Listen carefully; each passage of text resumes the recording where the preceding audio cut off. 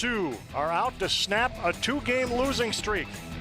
But today, they're taking on the defending Great West Conference champions, the Mustangs from Cal Poly, on Halloween afternoon at the Alerus Center. Good afternoon to you from Grand Forks, North Dakota, with Jody Norstead, Pat Sweeney. Glad you're with us for Fighting Sioux football here on the Fighting Sioux Sports Network and on Fox College Sports. We'll begin with our spotlight players, and we've got a pair of Jakes to talk about. For Cal Poly, let's focus on fullback Jake Romanelli. Yeah, 6'2", 225-pound sophomore that the Cal Poly Mustangs have been handing it off to him. You know how they run that triple option. Well, talking with Coach Helling before the game, they like to hand it off directly to him and just run it right up the gut. So it's going to be a big day for Jake Romanelli and also a big day for those Sioux defenders, especially in the middle, Brock Belmore and Ty Boyd, to see if they can contain him. But Romanelli will definitely be a big factor if Cal Poly is able to get a win. And our spotlight player for the North Dakota Fighting Sioux, the quarterback, Jake Landry, who's coming off a couple of subpar performances. 5 interceptions in the last 2 games. In fact, backup quarterback Brent Goska got to see some playing time last week. But Jake Landry, I think the spotlight is on him today to kind of bounce back and show some of the form he showed earlier this season. But we won't be surprised to see Brent Goska in there either. Yeah, the coaches have said all week that Brent Goska is now going to be used as part of the game plan. He's a good running quarterback. We saw that last week in Southern Utah. He just adds a different element to the game. Jake, obviously a good scrambler, but his focus has been a little astray, and it's going to be key for him to get that back today. And the coaches say he's such a competitor. He's going to get that confidence back. It's only a matter of time. It's a big chance for North Dakota today. This is North Dakota's last home Great West Conference game, so a big opportunity to get back in it. Cal Poly, of course, the defending champs, they've had some personnel changes, but here they are. They've had a terrific record, especially at home. Yeah, Cal Poly 4-0 at home, but getting back to it, 3-0 on the road. And they haven't won a game on artificial turf yet, and that's what they'll be playing on today at the Alerus Center. But definitely Cal Poly has had struggles on the road, but with the nature of this team, they're a very talented team. We've seen that with the record that they have and the ranking that they have so far up in the FCS. Cal Poly is rated 16th in the FCS coaches poll and 18th in the Sports Network media poll. And for North Dakota, too, injuries have become a factor. The same for Cal Poly. It's just the way it goes for every team at this stage of the season. But Cal Poly, Coach Tim Walsh was telling us that he hasn't had the same starting 11 on offense all year because of injuries, and North Dakota's had plenty to deal with as well. Yeah, North Dakota right now, Delano Saporu, he tried to battle through it last week against Southern Utah. He's got something wrong with his pec muscle. Coach Kelling said that he expects Delano to miss the rest of the season with that injury, unfortunately. But he has been playing through it very tough. But again, Mitch Kaderna and Kenny Watkins, they're going to have to step up. Kenny played a lot as a freshman. He's been kind of quiet, battling injuries off and on here in his sophomore season. But look for those two guys to kind of make up for what's lacking with Saporu out. It's Hall of Fame weekend here at UND, and we'll have the opening kickoff for you between the Mustangs and the Fighting Sioux next on the Fighting Sioux Sports Network and Fox College Sports.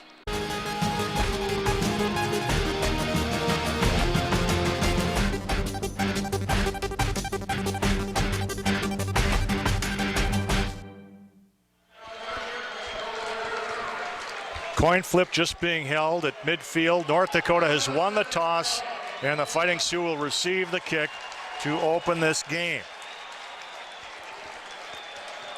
North Dakota 3-4 overall with a 1-1 conference record. Cal Poly 4-3, 1-0 in the Great West, and looks like the set of let's make a deal around here today on Halloween. You never know what we'll see on this day. And the series is easy to summarize because the teams have only met once, and that was in the 1972 Camellia Bowl in Sacramento. North Dakota winning 38-21. That game decided the Division II West champions. The NCAA had 4 regional bowls then. UND's Mike Deutsch ran for 119 yards and a touchdown on 41 carries, and Jay Gustafson completed 11 of 26 passes for 136 yards and 3 TDs. Thought we'd throw those names at you in the spirit of Hall of Fame weekend. Here's today's matchup, and statistically a slight edge, I would say, to Cal Poly. Yeah, taking a look at scoring points per game, 24.1. Sioux are doing well at 21.7, but it's the opponent scoring that really hurts the Sioux. The defense has been struggling as of late, especially in the last 2 games going against Sioux Falls. And then last week, it was almost a matter of just those costly turnovers The one towards the end of the half, the fumble that led to a Southern Utah touchdown, then plus Jake Landry's interception in the fourth quarter that was returned for a touchdown, a short return as well. Otherwise, that could be a totally different game. So UND also does have to feel confident coming into this matchup. The offense didn't play as well, but the defense did hold their own against Southern Utah on the road. Our officials today, the referee Bill Lemonier, the rest of the crew, Rick Nelson, Michael Dolce, Julius Livas, Gerald Hawker, Todd Ransom, and Kevin Schwartzel. Cal Poly's Chris Pinto, or Jake West, it's 96, not 86. Jake West will handle the kickoff. And Ismail Bamba on the left and Dominique Hawkins on the right, getting set to receive.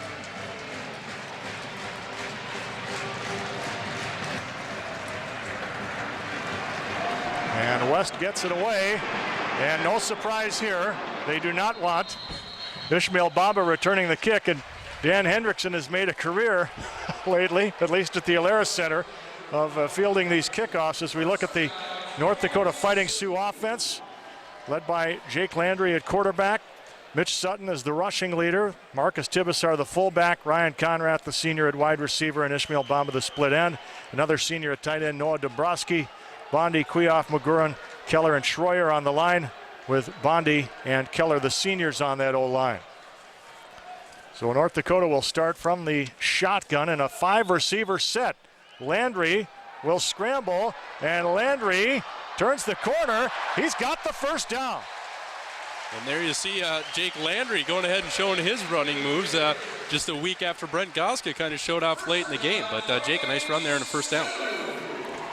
Cal Poly's defense, you see Ryan Shotwell there. He has 4 sacks, 7 pass breakups. Kevin Hess and Eric Clemmy on the front line, along with Brandon Roberts. Kenny Jackson had a 32-yard fumble recovery for a touchdown last week. David Fullerton a standout in the backfield as we are ready for 1st and 10 again. And Mitch Sutton has it and finds a little room on the left for a gain of about 3 or 4 yards. Nice pull there by center Ian McGurn and Kyle Bondi getting out there on the left and paving a way for some tough yards there. It looks like about a gain of 3 or 4, and that's what the Sioux need to start doing as far as the ground game. They always want to establish that run, but they've had to go away from it from getting behind so early. But if they can establish the run, that's a lot of positives here early on for the Sioux. 2nd down and 6 from just across midfield here. And Bamba in motion. They hand off to Ishmael Bamba. Had a hole, but bounces right into Asa Jackson, the cornerback. And he'll be a little shy of a first down. Well, Ishmael Bamba, you want to get the ball into the hands of your playmaker. Bamba last week, of course, banged up against Southern Utah. He had that rib injury on an incomplete pass. That was early in the game, first quarter. He didn't catch a pass the whole game against Southern Utah. So obviously they want to get Ishmael Bamba right back into it and get his confidence back up after being held without a catch last week against Southern Utah. 3rd down and 1 now for North Dakota. First possession of the game here. Bamba with 5 yards on that last carry.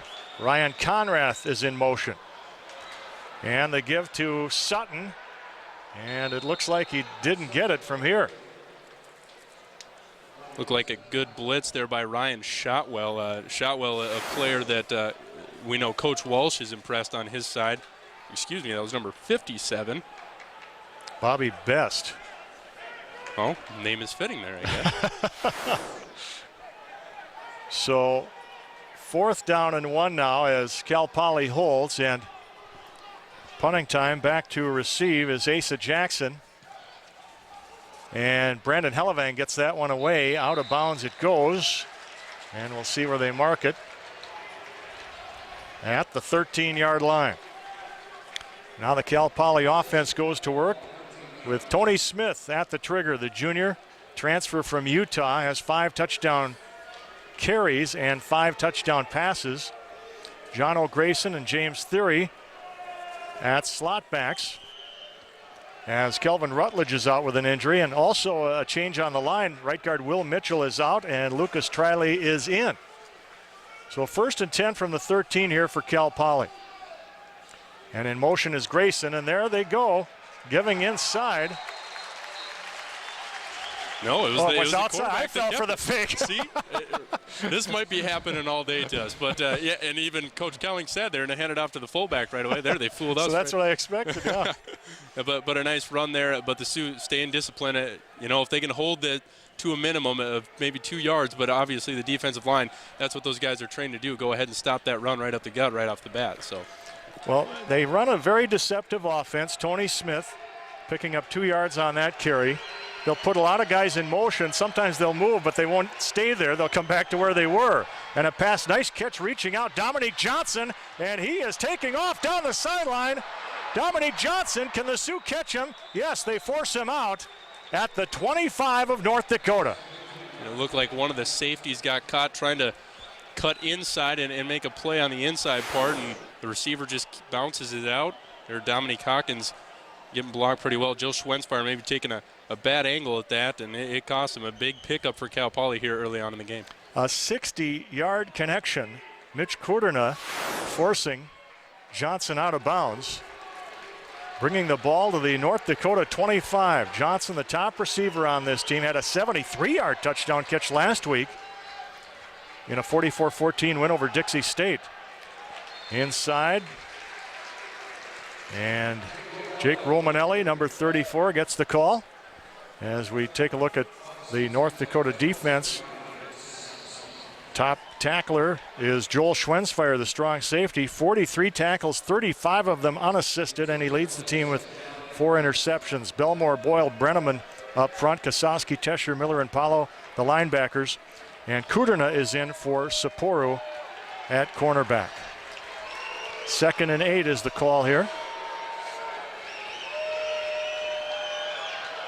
3 receivers set here for Tony Smith, a long count. And he tries to flare it out off the hands of the defender. Jeff Tesher, talk about a read right there, getting his hand up right away. It's almost as if he knew that play was coming. And that might be on the defensive coordinators, the co-defensive coordinators, Mike Manassa and Mr. Kelling. And that's a great play by Jeff Tesher to get a little momentum and force a 3rd down here early in the game. Tesher, the native of Bismarck, North Dakota. You need those plays against an option team like this, and now the crowd is getting louder on 3rd down and 8.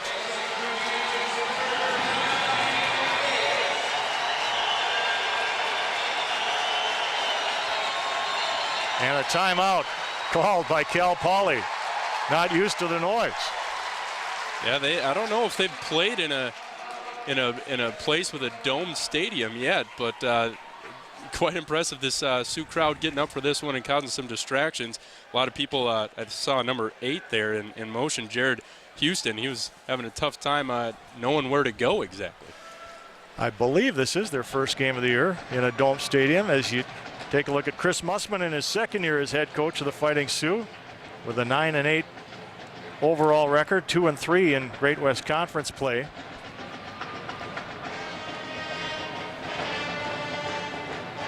.10:42 left in the first half.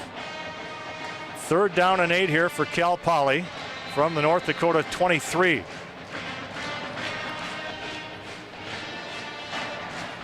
Yes, there you take a look at Tim Walsh, the first-year head coach at Cal Poly, who came in from Army last year. He was the offensive coordinator at Army the last couple of years. He doesn't want to show his face on camera. Hiding behind the post. And the crowd gets noisier if that's possible. Smith fumbles. And one of the linemen picks it up. That's Maurice McClure. And the Sioux stop him. Talk about a great play by Ryan Kosowski, the former Grand Forks Central Knight, coming off the edge there on the rush. The Sioux didn't know how much they'd be able to blitz in this game, but obviously on a 3rd down, it's a prime position for it in a throwing position. And that offensive lineman, Maurice McClure, didn't really know what to do with the ball. I mean, I guess offensive linemen don't get the ball that often. He kind of stood around, but a great stop for the Sioux. So now Chris Pinto in to try a field goal from the 28-yard line, a 38-yard try. And Pinto puts it through. giving the Mustangs a 3-0 lead with 9:55 left in the first quarter. You're watching the Fighting Sioux Sports Network and Fox College Sports. As Cal Poly's first drive ends in a 38-yard field goal by Chris Pinto, capping a six-play, 66-yard drive. The big play in the drive, of course, the 60-yard pass from Tony Smith to Dominique Johnson. And Jake West kicks it away, and hey, Ishmael Bamba will get to return one. It's been a while here in the O'Leary Center. And he doesn't get too far, just across the 15-yard line. Bijan Samudi on the stop. Impressed with Cal Poly's kickoff coverage down there. The Sioux have been preaching it about how fast this team is, and they really showed it right there, just really outrunning everyone to go get Ishmael Bamba down there.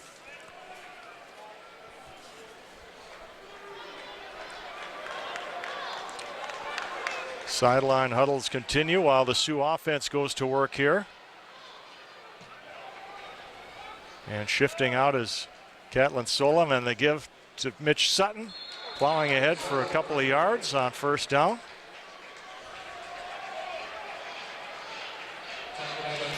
Mitch Sutton, the last time we saw him here 2 weeks ago, he wasn't expected to play, and because of injuries, he had to come back in with a hamstring injury and actually picked up some pretty good yards against Sioux Falls. But now the Sioux go back to the 5 receiver set here with Landry in the shotgun.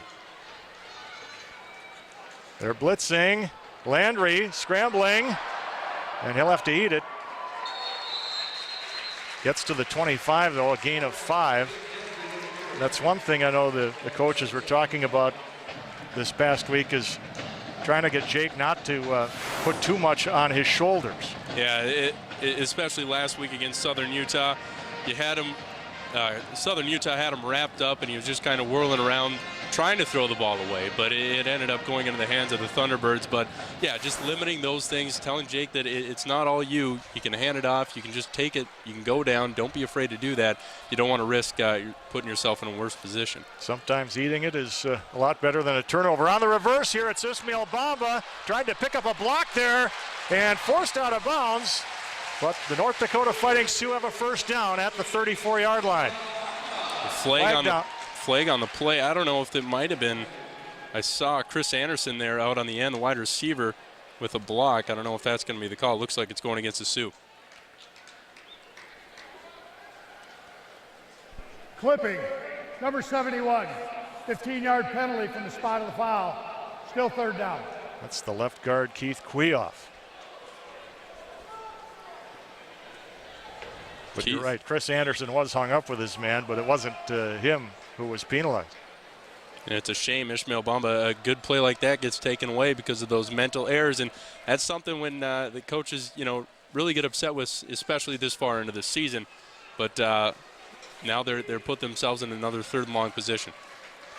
It was not he who was penalized. Sorry, Mom. Okay, 3rd and 10. Play action. Oh, Landry, down he goes. And a sack for the Mustangs. And that's number 17, the inside linebacker, Marty Mohammed, the leading tackler of this ball club. Little fake handoff, and yeah, they were just sending a little bit too much more than the offensive line could hold there. It looks like a few linebackers were sent on the play, so pinning their ears back on 3rd and long and taking advantage, knowing that Landry's still trying to gain back his confidence from the past 2 weeks. And now it's another punting situation for the Sioux. So Brandon Hellevang comes in to punt. Asa Jackson ready to receive. Jackson averaging nearly 18 yards per return, having a good season, and he's got some good yardage here. Jackson cutting outside, and the punter, Hellevang, forces him out at the 18-yard line. Well, I tell you what, we'll get back to it a little bit after we get after the break, but go ahead. All right, 7:27 to go, and we'll take a break on the Fighting Sioux Sports Network and Fox College Sports. Well, the Fighting Sioux, there you saw it, 33-yard return by Asa Jackson. And Cal Poly, this is something that they're used to, 19.4 yards on every punt return. Usually those are kick return numbers, but a very nice punt return put in great field position here near the Sioux 19. And they option back This is John O'Grayson, John O'Grayson. And he'll pick up a first down inside the 10-yard line. Grayson talking to Coach Kelling, co-defensive coordinator, before the game, and he said that that's one of the guys he's afraid of. I said, who are the guys that you look to? And he said Romanelli, and he also mentioned, there you go, number 1, and he's afraid of that speed and afraid of that getting outside, and there burns him for a couple of yards there. First and goal from the 6 now. Grayson in motion, but they give inside. Romanelli again, picking up a few more. Inside the 5, second and goal now. We've seen so many goal line stands here for the Sioux when they've been playing their best. It'd be nice to see one here. Second down and about 3, and you got big guys in there like Devin Benjamin and Ty Boyle trying to get this crowd fired up. They need it, and Ty Boyle kind of battling some injuries, but hopefully he's back at close to 100% now. Dominic Johnson wide to the right. And the pitch back. And they've got John Hall forced out for a loss. That's just a great play by Chris Ankenbauer, recognizing, keeping his eye on the backfield and realizing where that ball is going. He did a nice job coming up and making the play, forcing the runner to the sidelines and having the rest of the defense clean up.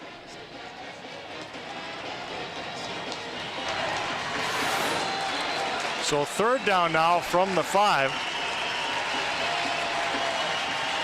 And the fans come to their feet here at the Alaris Center as the Sioux bench urges them to turn up the volume. There's Bruce Smith on the right of your screen, one of the great Sioux linemen of all time.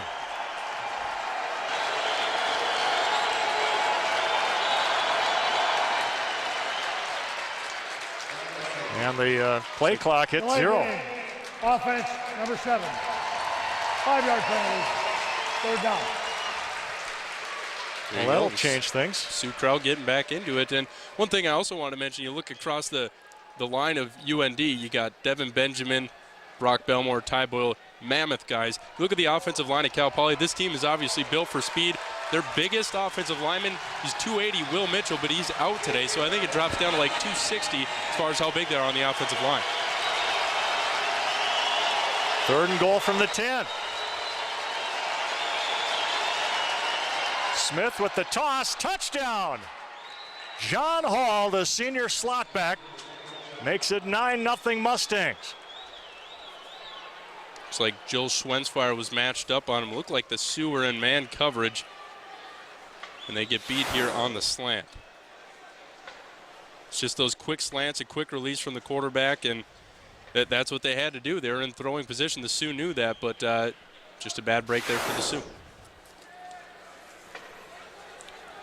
So in comes Chris Pinto for the point after. He's 17 of 19 this year on PATs.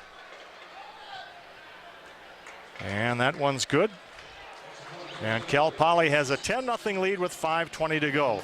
We'll pause on the Fighting Sioux Sports Network and Fox College Sports. Left in the first quarter, and Cal Poly taking a 10-0 lead as Tony Smith hits John Hall for a 10-yard touchdown after a delay of game penalty. And that was set up by a 34-yard punt return by Asa Jackson. Ishmael Bamba on this return, trying to follow his blockers and gets up to the 25-yard line. We've got a special guest here in our booth. The one, the only, now part of a Hall of Fame football team. Roger Thomas, part of the 1993 Sioux football team that entered the Hall of Fame today. The head coach then, later athletic director here at UND, and now athletic director at the University of Mary. Welcome back. Thank you. It's great to be here. Thank you. What was that like today? Oh, emotional. I spoke and I couldn't speak. I mean, it was terrible, but it was just great to see the guys, and we had a great time and a great team to honor. Mitch Sutton carries for about 5 yards up to the 30. Well, that was a terrific team. We were talking to Shannon Burnell coming up at halftime, and I don't know if you can see. There's Roger right here. It's a little dark up here. But how many of the guys came back? I think we had about 35, kind of led by Shannon, who went in as an individual. But we had a little bit of everything, you know, the lineman and the kicker and everybody else. It was just fun, and they just had a great time together, as always. On second down, Sutton again. And he'll be close to a first down here. Roger, I asked Shannon this question. I think I know the answer, but the highlight of the 93 season for you. Well, there was obviously a guy named Mike Mooney stealing the ball and running down the field, excuse me, at Old Memorial Stadium and tearing down the goalposts, and the rest kind of history. But it really was a great win for us and a great time in Sioux football. That was 16 years ago yesterday. 22-21 victory for the Sioux over NDSU, I believe, and that ended a 12-year losing streak to North Dakota State. As Sutton appears to have the first down here. Yeah, anyone who was there will never forget that day, but the sad part was it was the way the season ended. You had a conference championship, but it ended in that mud bowl at Indiana, Pennsylvania, and I don't know, have you ever seen a worse field than that? No, I don't think we ever have. As a matter of fact, it led to some rule changes on playable fields for the playoffs, because you play that year, and then to go on a field like that was just kind of unplayable. There was some actually Division II things that happened from that game. So we didn't win the game, and it was terrible, but you know, like I say, it led to something better, I think, for everybody else. Noah Dombrowski, the tight end on the screen pass there. Do you know, do they still have a grass field out there, or did they finally? I don't know if that one ever would come back. We destroyed that one. I mean, I was standing on the sideline that day, and we threw a lot of our clothes away after the game. I know, honestly, I was standing there, and the water was so deep on the sideline, it was over the tops of my shoes. I mean, I didn't even bring my shoes back. I just threw them in the garbage. So, but it led to some good things. It was unfortunate for us because we're in the semifinals, and you just wanted to win that one and go to the big dance, and we never got there. So, 2nd and 8 here for North Dakota. Catlin Solom in motion out of the backfield as Landry will take the snap from McGurran under center, and Jake wants to pass, but now he'll scramble and look out. Oh, fumble! And Cal Poly has it. Number 42, the outside linebacker, Kenny Jackson, on the recovery. That was close. It looked like Landry may have been down, but the coaches or the refs didn't blow their whistle. And again, a big turnover for the Sioux, just giving great field position to Cal Poly here. Looking at the replay, no, he did a nice job of stripping it.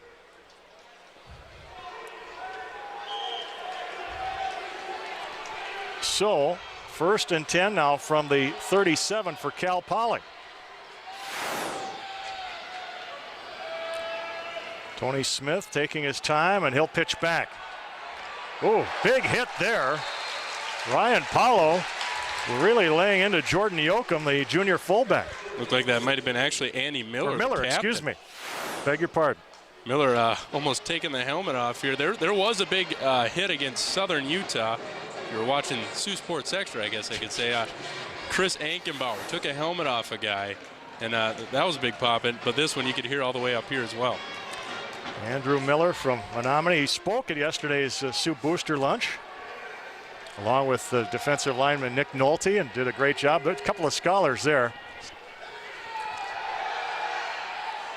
Long ball for Johnson, incomplete. Roger, I know you're not able to stay with us the whole time here. We enjoy having you, but how's life at the University of Mary? You know, it's very good, and we're in a similar transition to UND, you know, trying to go from one level to the next, and it's a little bit 2 steps forward, 1 step back. I think everybody understands that here, and everybody just got to hang in here with UND and help them through this to do this right, and I hope they do. It's a great school and a great place. 3rd and 10 here. And they pump up the noise at the Alerus Center. Tony Smith with the screen. Jordan Yoakum.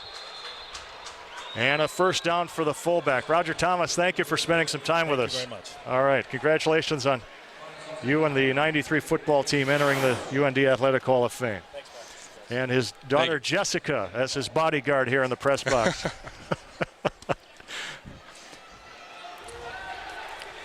Roger's wife Dorothy is here. His son Drew not able to be in attendance today. He's coaching with the University of Mary now.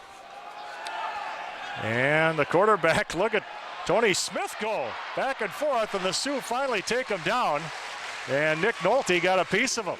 Smith really putting his hand right in the face of Nick Nolte. Nick Nolte hats off to him for staying with it, not getting thwarted. You don't want to go back to the bench and say you just got stiff-armed by a quarterback if you're a defensive lineman. So nice job there finishing off the play for a loss of about 2 there for Nick. Nick Nolte has a 4.0 grade point average in forensic science. He's going to be like Quincy M.E., that old TV show. Second down 12, a loss of 2 on the play for Tony Smith. And it's Yoakum again. And a short gain there as we're in the final minute of the opening quarter. Curtis DeBlanco, number 38 out of Canada. And DeBlanco, he's been one of those players that has really stepped up. I think, in my eyes, he's been one of the most improved players this season. You know, coming around here on that home stretch that they had here and really playing well on the road as well. Just becoming a team leader, even vocally, you can tell him getting a little bit more noisier, and especially noisy when he's cracking the pads here. And they'll need him here on this big third down. That's David Marr in motion. Smith looking, a leaping attempt there by Dominic Johnson, but it's incomplete. Tyson Heiser there on the coverage, number 25.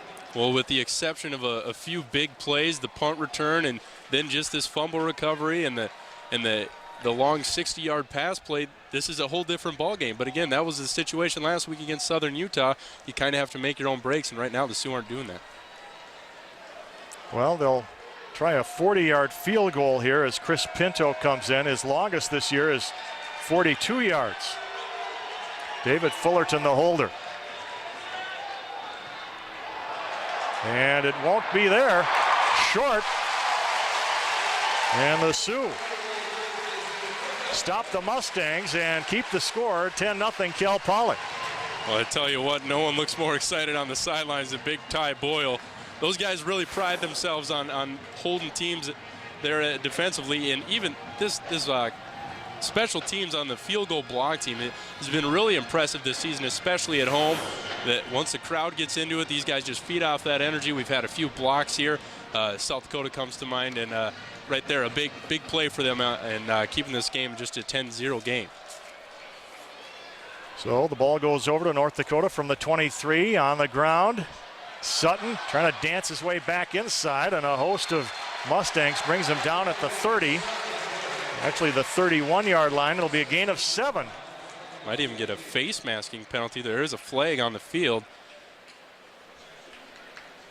We'll take a look. Personal foul, face mask, number 2 on the defense. 15-yard penalty, tacked on the end of the run. Asa Jackson, the cornerback. We'll check out the block by Keith Queoff.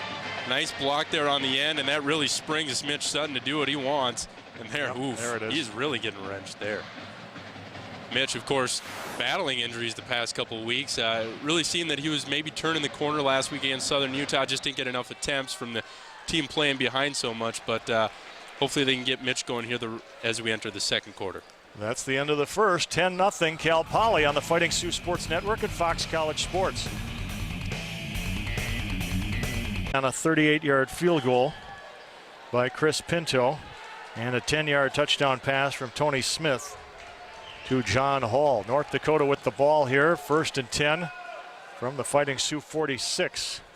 And Landry in the shotgun, taking his time with this count.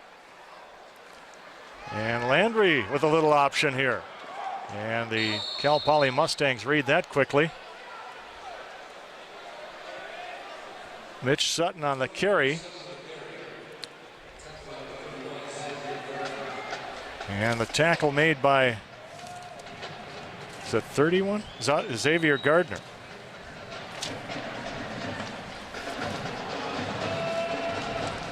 Senior cornerback. No gain on the play as Bamba goes in motion. And the give inside to Sutton again, struggling to get to midfield. Sutton just kind of grinding away down there. The Sioux using Emmett Lynch there. You see number 78. He's been getting a lot more playing time. A redshirt freshman from Winstead, Minnesota. He was helping out there late in the play on the blocking. But the Sioux coaching staff had said earlier how impressed they were with Emmett Lynch as a redshirt freshman. He's a guy that's over 300 pounds and will be a big part of the future here at UND. They'd like to get a lot more of those big guys in here, I'm sure. Literally a big part of the future. Here's Jake Landry.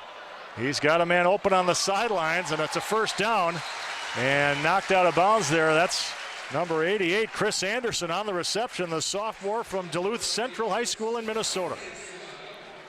And that was Jake just buying time with his feet. A good block there by Noah Dombrowski holding off the rush. Jake has been scrambling a lot here early in this game, but this time it ends up in a good result. Chris Anderson there with finding an opening there on the far sideline. A good pickup for him. He had a couple good catches last week as well, and he always seems to be hugging near that sideline. Coaches like his size over there. Each team now with 3 first downs.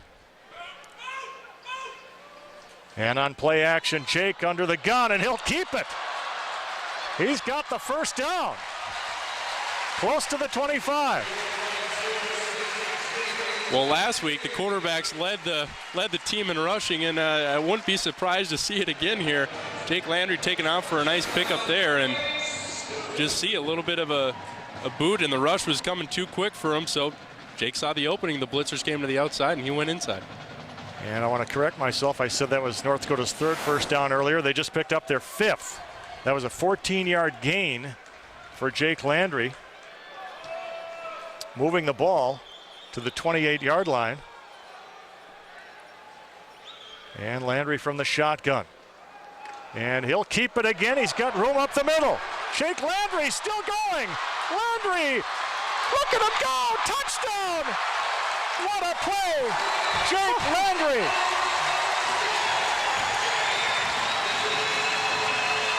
Look what I can do, Coach. Who knew?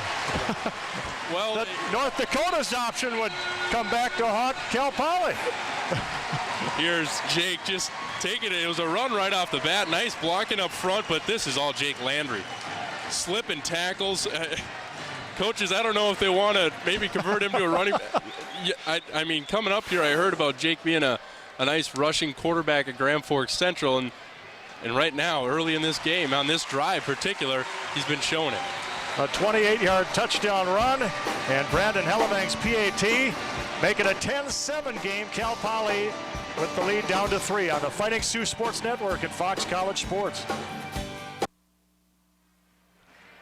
Last week, Jake Landry had 81 yards rushing to lead the team. Right now, he's got 50 yards on 6 carries to lead all rushers. But this 28-yard run surprised everybody for a touchdown. That's like that backyard football. Just go ahead, and Jake looked like the biggest kid on the playground right there, running through every Cal Poly defender. They're known for their speed, but he was really slipping the tackles there. And Hellevank's kick goes out of bounds.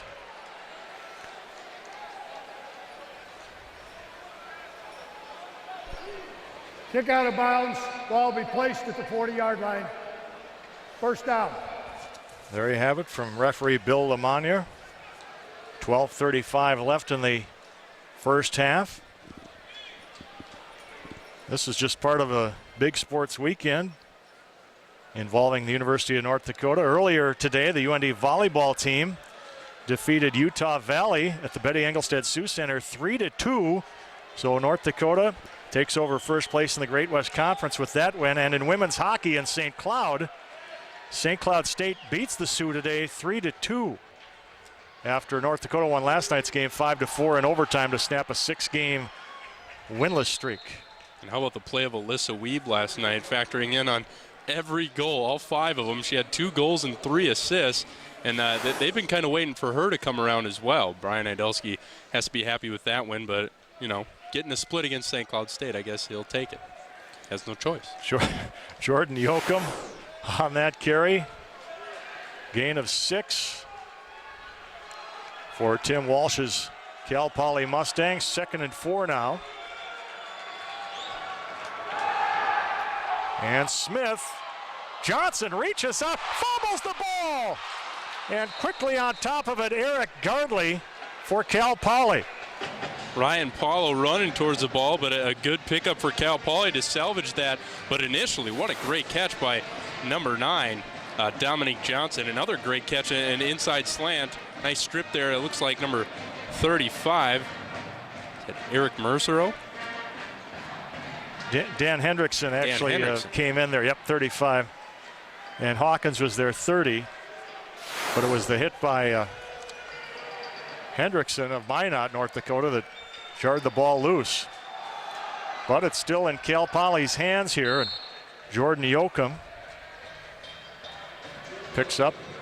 Nice gain of 5 on first down. He's leading the team coming into today's game with 375 yards on the ground. Also in the Great West Conference today, Southern Utah is leading UC Davis 49-28 in the fourth quarter. That game at Southern Utah.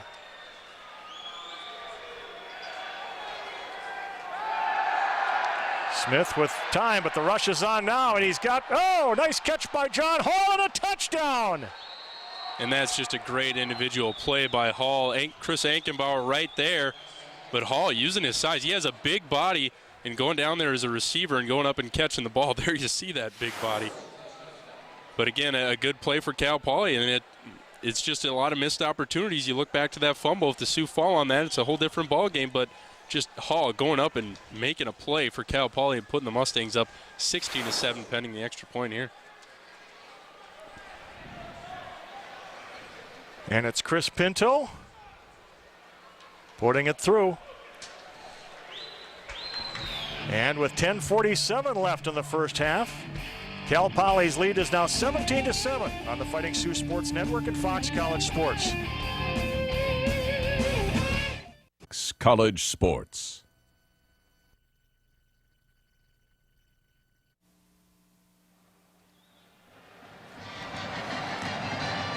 The official scoring on the play, Tony Smith, a 30-yard touchdown pass to John Hall.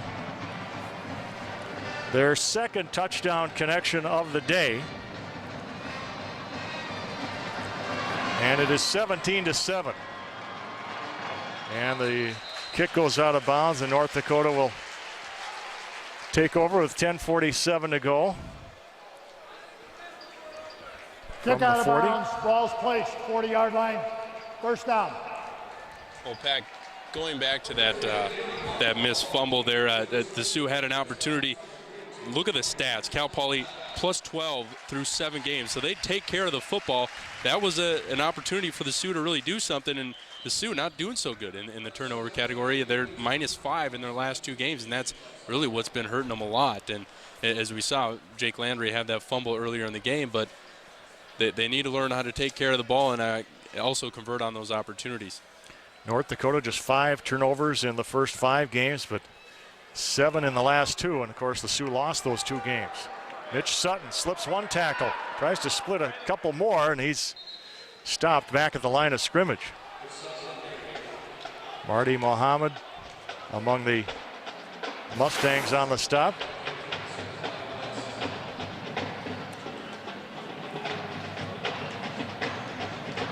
Mohammed making the first contact there, number 17.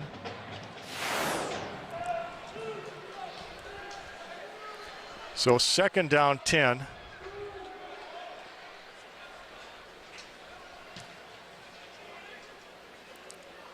And Bamba in motion. Here comes the blitz, and Jake throws it away. There you go. That's one of those cases. If Jake doesn't see anything, rather than make a bad play or make it play worse, go ahead and throw the ball away. Unfortunately, it's going to bring up a 3rd and long for the Sioux. Interesting what they're doing with Ishmael Bamba, putting him in motion a lot, probably trying to get some different matchups for him so they can take advantage of Bamba's speed and also get the ball into his hands. He's been quiet since the couple plays where he got early on. 3rd down and 10 now. And a 5-receiver formation here for North Dakota. Landry to the sideline, and it's off Sutton's hands, incomplete. That's unfortunate. Jake put the ball right where he needed to put it, maybe a little bit high for Mitch. Running back having a little trouble with the handle out of the backfield, but yeah, it was maybe a little bit high. But again, another 3 and out for the Sioux, and that's something that they've had trouble with early in games. And this time it's not going to help either. They're going to have to punt it away. And if our king of football, Darren King, were here, I could hear him say, if it hits you in the hands, you should catch that ball. Darren not able to be with us today because of a family commitment. And Brett Cameron gets this punt away and backs up Jackson all the way to his 5. And North Dakota's Dominique Hawkins makes the tackle there. And look at Brett Cameron. He is excited on the sideline. Went up to Coach Mussman, got a big high five right away. Cameron, he's one of those guys you got to be happy for, a Winnipeg native. He's going to be the one taking over for Brandon Helving after he graduates. The thing that they've been concerned about is his get-off. It hasn't been quick enough. Right there, he got it, and he nailed one right on the numbers, and especially against a team as good as Cal Poly is on punt returns. It's important to get them there down inside the 6-yard line. Asa Jackson credited with a 1-yard return. And Smith hands off to Jake Romanelli. A gain of 4 on first down. Ty Boyle there. You have an Italian background there, Pat? No. I've been in Italian restaurants, and that's about as far as it goes for this Irishman. How many days till St. Patrick's Day? Oh, yeah, that many. You don't keep a countdown. They sell those calendars, X number of days till St. Patrick's Day at the Irish stores in St. Paul. I have to get one of these days. 2nd and 6. And Smith to Johnson. And he is hit immediately by Dominique Hawkins, taking him down as he crosses the 20. But it's another first down for Cal Poly. Well, we've found out who Tony Smith's favorite target as far as the passing game goes. He's been looking at Dominique Johnson a lot, and Johnson has been coming up big. He's had a couple nice catches. He had that fumble, but it didn't end up costing him. But again, Dominique Hawkins, though, he's been a busy man. Last week, 12 tackles, I believe, against Southern Utah, and it looks like he's going to continue to be busy this afternoon. Dominique Johnson is a transfer from UCLA. He got hurt in his very first game with the Bruins and is now with Cal Poly. And his quarterback, Tony Smith, is a transfer from Utah. He started as a wide receiver there. Scott Goldseth, UND basketball grade on hand here in the Alara Center. He had a shot of him there as Romanelli is stuffed by about 3 Sioux, including number 92 coming off the bottom of the pile, Nick Nolte. Oh, what a great drive there by Ty Boyle, just getting lower than everyone else, and Nick Nolte.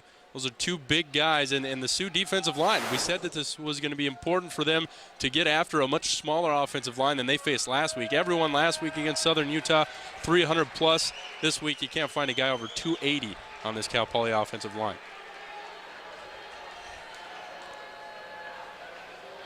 Tony Smith to the air, and something went wrong there. I think that's the definition of miscommunication on a play. The receiver had no idea Jared Houston is who was intended for, but it was about 5 yards behind his feet. But Sioux catch a big break here. It's going to bring up like 3rd and 9 about, and again, the Sioux crowd getting back into it, realizing how important this is to maybe force a punt with the Sioux only trailing 10 points.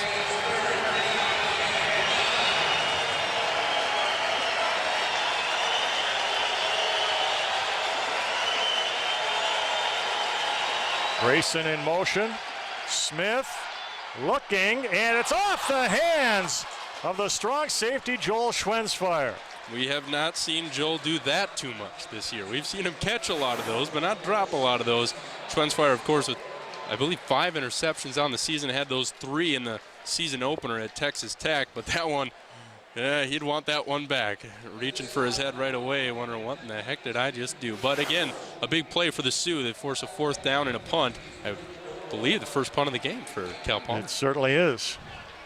Harlan Prather, the backup quarterback, comes in to punt. And Ryan Dressler is back at his 40. And the Sioux come after him. Prather gets it off.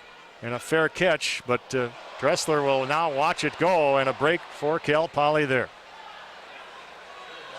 And it'll keep rolling. And they'll down it at the 20 with 7:41 to go. It's Cal Poly 17, North Dakota 7 on the Fighting Sioux Sports Network and Fox College Sports.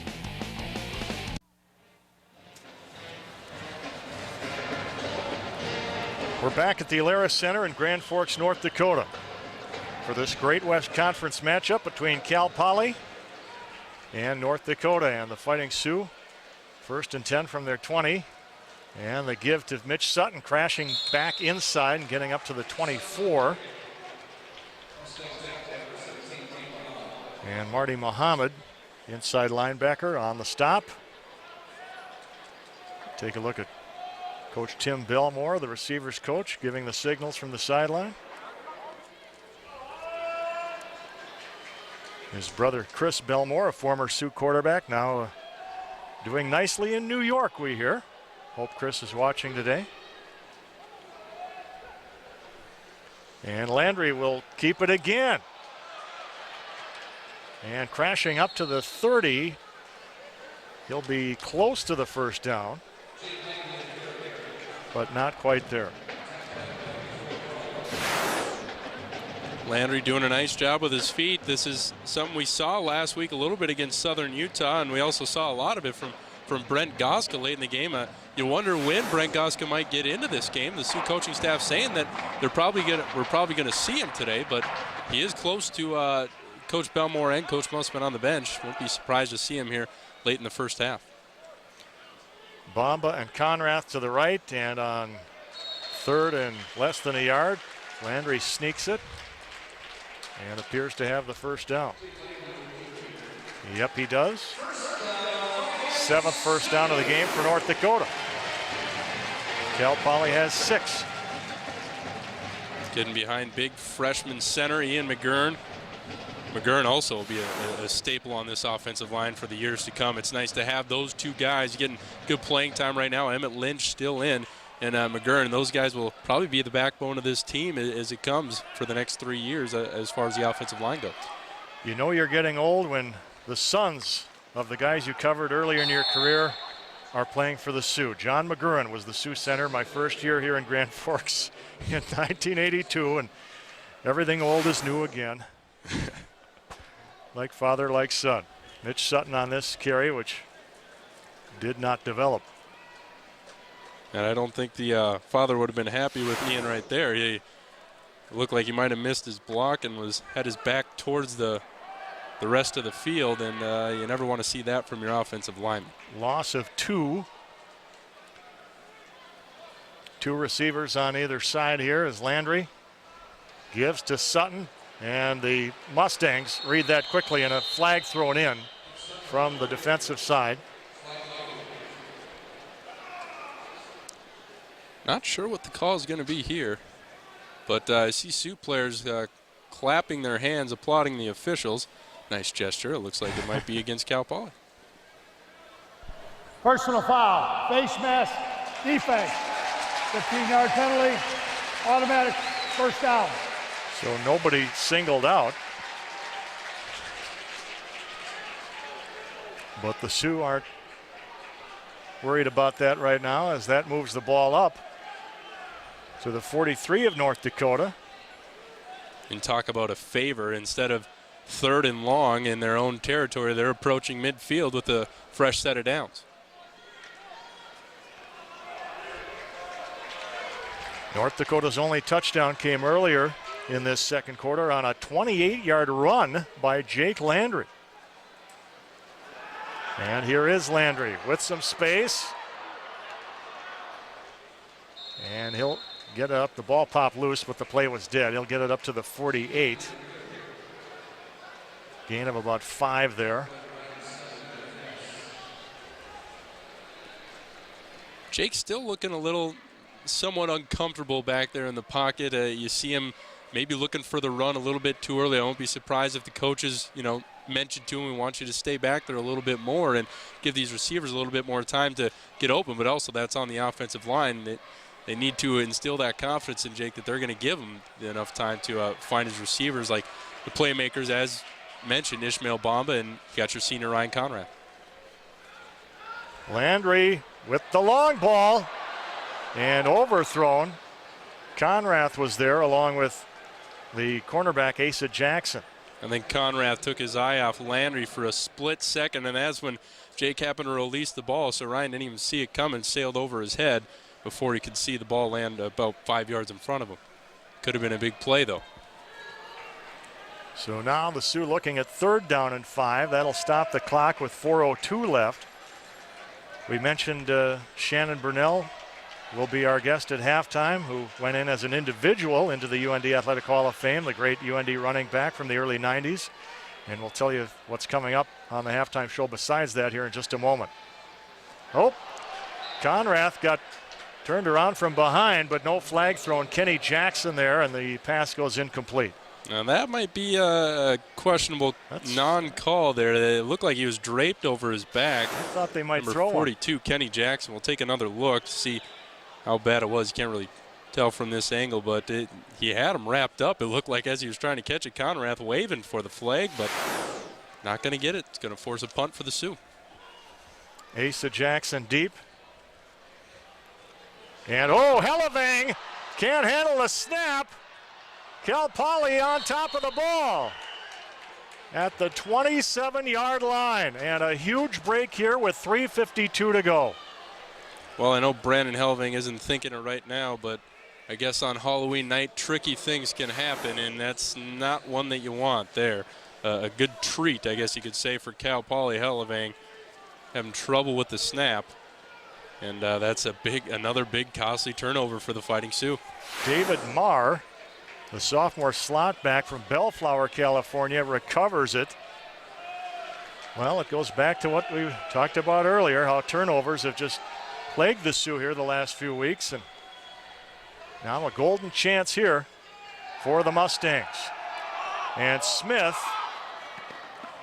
does not connect there with Dominique Johnson.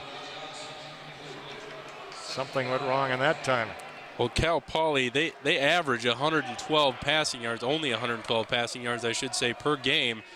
It doesn't look like this Smith quarterback for Cal Poly has really developed any chemistry with his wide receivers. I'm sure he's more of being used for that triple option, but right now the Sioux are shutting that down, doing a nice job of that, and forcing a lot of the passes. Tony Smith pitches back now. Here's John O'Grayson. Forced out at the 20. And that stops the clock with 3:42 to go.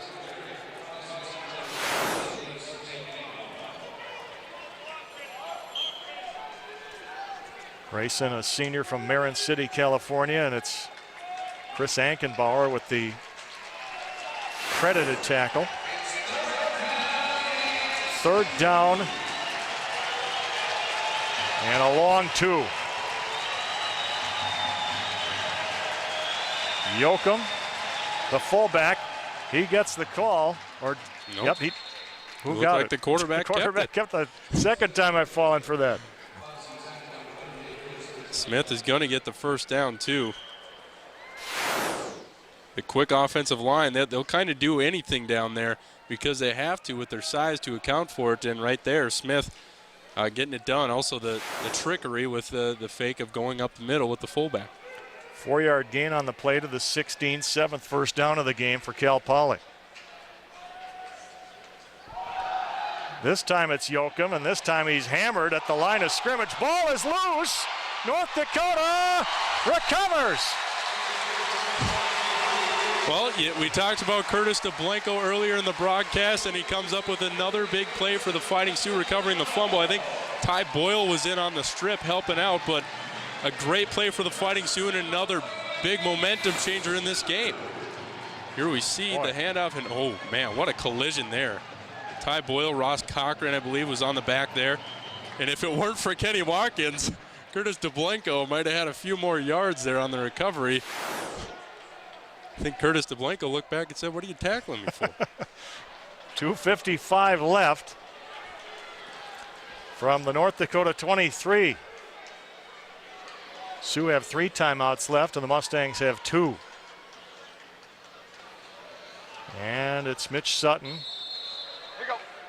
Just a couple of yards on that gain. And the clock keeps moving here.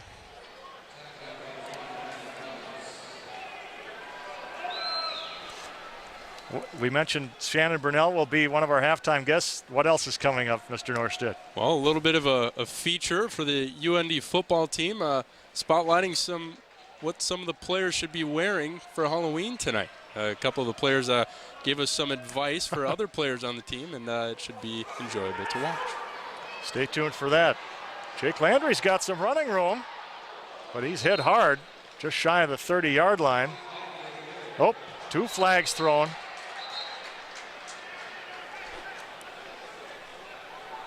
Tackle made by number 10, Scotty Cordia. The officials are pointing in both directions, so hard to tell who this one's going to go against. Don't like to see those hits on Jake, though, below the knees. And 2 fouls following the play. Unsportsmanlike conduct. Number 10, number 11. Those penalties will cancel. 1 on each team, a cancel. Down counts, 3rd down. Number 10, Scotty Cordier, the cornerback. Number 11, Ryan Conrath, the wide receiver.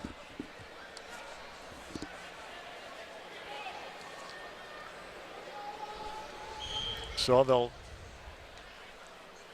snap it from the 29. 3rd down.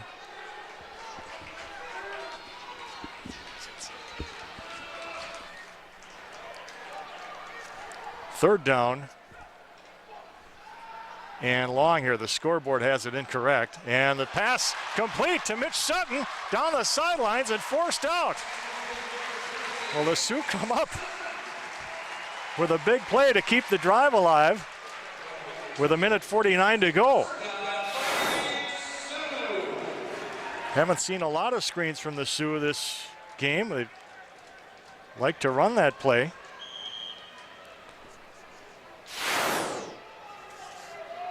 Number 36, Greg Francis, the safety, making the stop there for Cal Poly.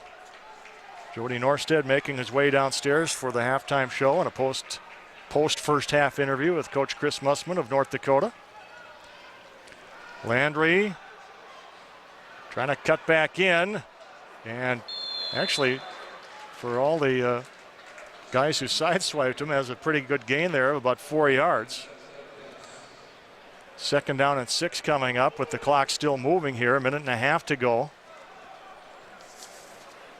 Brandon Hellevang, his longest field goal of this season, to look ahead a little bit, 52 yards against Texas Tech, his career long 56. So the Sioux have a little work to do to get into his range here.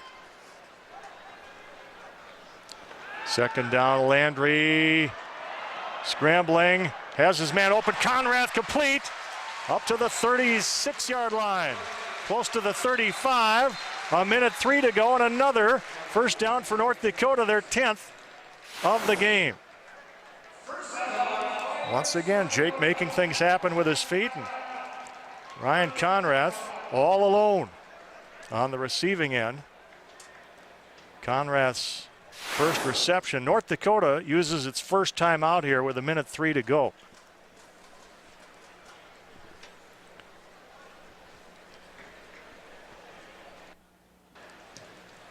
Coming up tonight on ABC television and WDAZ Channel 8, we've got Texas at Oklahoma State. That's at 7 o'clock on WDAZ.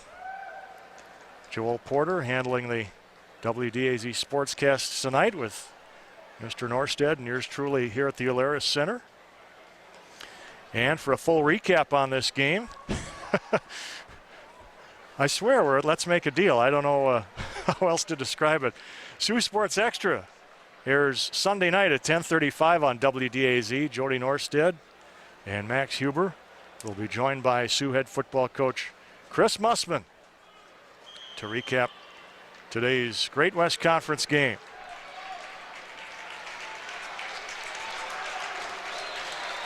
First and 10 from the 36. With 63 seconds left, the Sioux have 2 timeouts remaining. Landry on the run now, being pressured, and he'll head to the sidelines. Ryan Shotwell turning up the heat there from his left end position.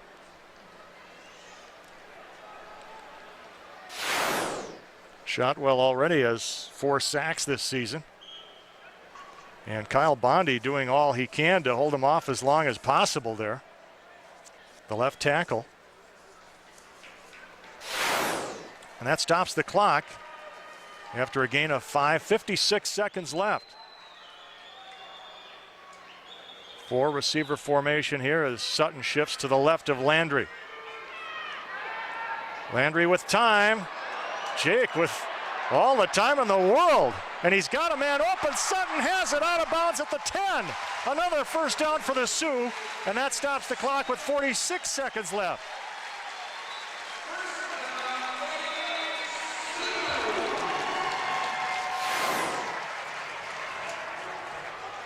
Well, the Sioux line, look, they had everybody over there to the left side, and Jake had plenty of room, plenty of time to get it off to Sutton. That's a 20-yard connection. Landry now 6 of 12 for 144 yards, or excuse me, 5 of 9 for 63 yards.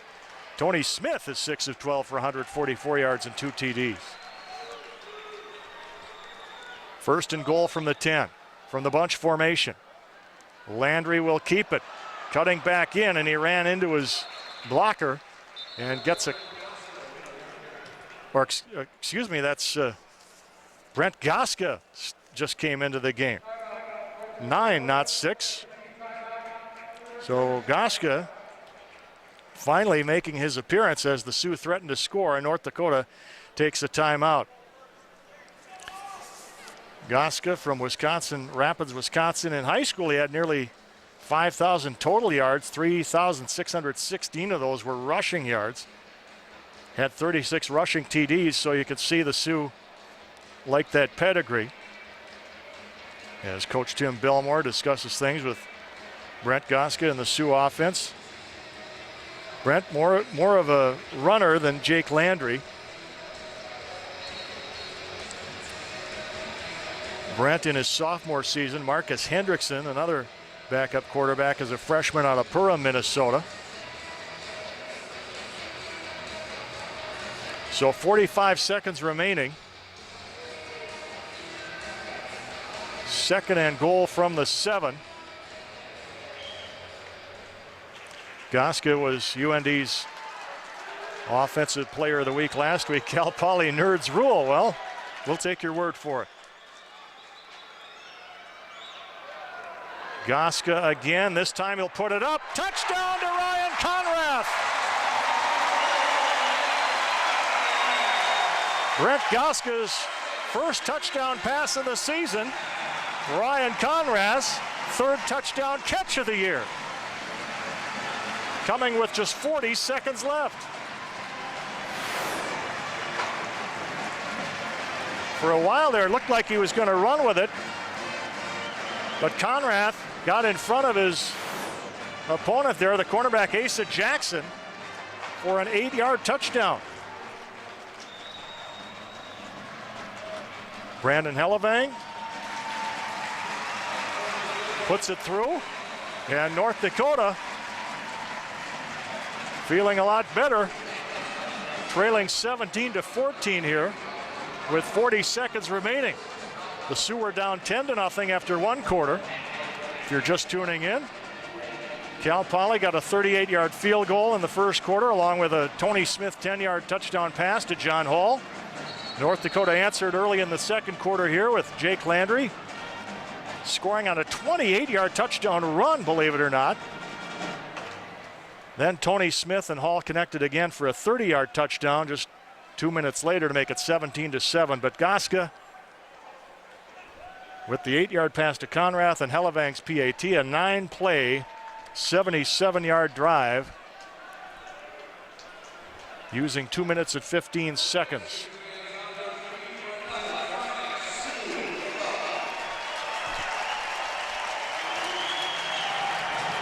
John O'Grayson waiting for the kickoff. And it'll come to one of the up men.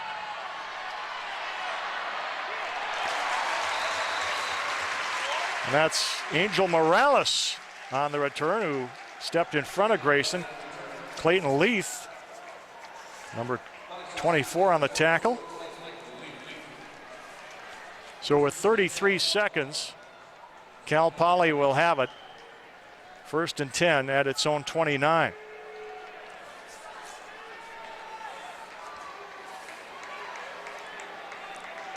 A 14-yard return for Morales. Smith looking to flare it out. And that was nowhere near Dominique Johnson. Sioux co-defensive coordinator Mike Manassa unhappy. Apparently thought that Johnson interfered with the defender. 30 seconds to go now.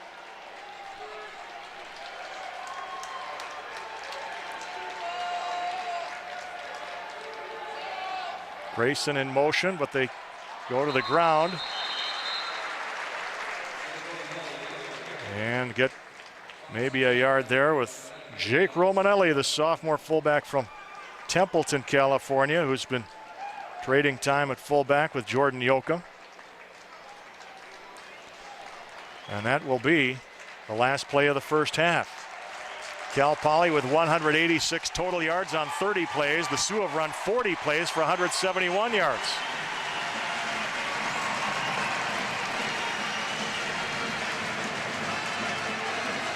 And let's send it downstairs to Jody. Down here with head coach of the Fighting Sioux football team, Chris Mussman. Coach, big score there at the end of the half. Brent Goska to Ryan Conrath, cutting the lead to 3 here at the half. It's got to be a big one. Yeah, it's a good momentum shift for us in the game. We've kind of put the ball on the turf a couple times offensively, and we haven't got a few breaks. We've had some balls on the ground for them that we haven't gotten. So our guys are resilient. We can hang and we can play, and I'm looking forward to getting in there and getting after them here and making our adjustments and coming out and trying to win a football game in the second half. On the defensive side of the ball, it seems that you've been able to hold that triple option in check. Talk about that. Yeah, the thing that's hurting us a little bit is the passing game, but we'll take that in a running team like that and force them to throw the ball in the second half. That's really not what they want to do. They want to run the ball. So if we can continue to force them to throw it, that's our best opportunity to win. All right, Coach, good luck in the second half.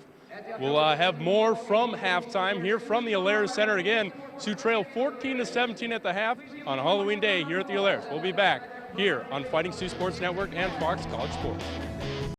Jake Landry, supposedly the better passing quarterback of North Dakota's top 2 quarterback, has a 28-yard touchdown run. And Brent Goska got his first career touchdown pass late in the first half, an 8-yarder to Ryan Conrath. So go figure. And the kickoff coming to Jono Grayson of Cal Poly. He's got some room on the left side and cuts it back in. And Chris Ankenbauer, along with a couple others, Sioux, hauling him down at the 30-yard line. Ankenbauer, the nephew of North Dakota women's basketball coach Gene Roebuck. Chris, a native of Texas, Murphy, Texas, and we've got I didn't see a flag on the play, but apparently we have one called. Let's see what Bill Lamar. During the return, personal foul, number 2. We'll go back half the distance to the 15-yard line. First down. So personal foul on Asa Jackson of Cal Poly. Boy, I missed the flag. I didn't see it at all. Correction. The personal foul was on number 2 of the kicking team. 15 yards, the ball will be placed at the 45. Okay, it's against Ross Cochran. And I don't know if we can take another look at the play. Chris Mussman making his feelings known to the officials.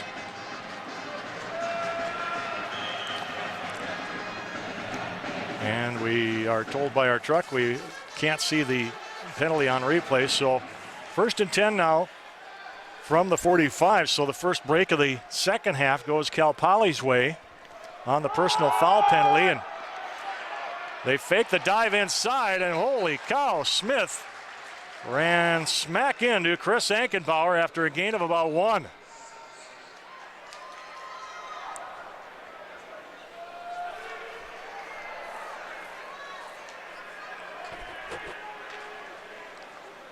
So 2nd and 9 coming up. Actually, more like 8.5. Cal Poly with a 4-3 record, but they're 0-3 on the road. Smith will pitch it back. Here's John O'Grayson, and the Sioux read that all the way. Joel Schwensfire, the strong safety, and linebacker Ryan Kosowski, number 22, stuffing that play. Gain of about 3 on the play, and then ball will be right on the midfield stripe. Sioux haven't had to defend a lot of option attacks lately, and how ironic, yesterday, the 16th anniversary of that fabled North Dakota win over NDSU. Sioux saw a lot of option in those days from the Bison, from just down the road in Fargo, North Dakota. Smith flares it out. David Marr upended over there. Dominique Hawkins, number 30. The left cornerback. As the Sioux come out on fire, actually Schwensfire made the initial contact, and then Hawkins finished the tackle. But give credit to Joel Schwensfire. The Sioux, after being called for the personal foul penalty, haven't missed anything on that series. And now Ryan Dressler back to receive the punt from Harlan Prather. And they'll maybe fake it. Now he gets it away. Fair catch called for by Dressler inside the 10. And it'll be North Dakota's ball at the Fighting Sioux 9-yard line with 12:45 to go in the third quarter. Next week, the Sioux play their final home game of the season against Oregon. That's a 4 o'clock game. Southern Oregon of the NAIA. Tim Walsh and Cal Poly will be at UC Davis next week. And right now, UC Davis and Cal Poly started the day tied for the Great West lead at 1-0. Last we heard, UC Davis was trailing Southern Utah 49-28 in the fourth. We've not gotten a final on that. If we get one, we'll be sure to pass it along to you. Now Jake Landry back in at quarterback for North Dakota, completes it to Bamba, turns around one man, and gets close to a first down at the 18-yard line.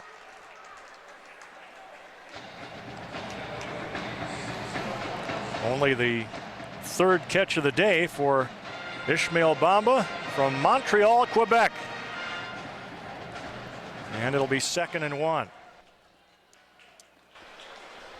And the Sioux go to that bunch formation. But now they'll spread it out as Bamba goes wide to the right. And the handoff to Mitch Sutton. He's got the first down. And about 6 more yards to boot. First down from the 25. Sioux coaching staff getting back to the run here. Nice handoff. Mitch Sutton hitting the hole hard and grinding it out for a couple yards. You see his confidence again growing. It was high against that South Dakota team, but once he got that injury, it seemed like it may have slowed him down a little bit. But they're a nice carry for the Plover, Wisconsin native. Sutton had 37 yards on 2 carries in the first half. That play went for 7 yards. Long ball, Bamba! Makes a great catch at the 45 of Cal Poly.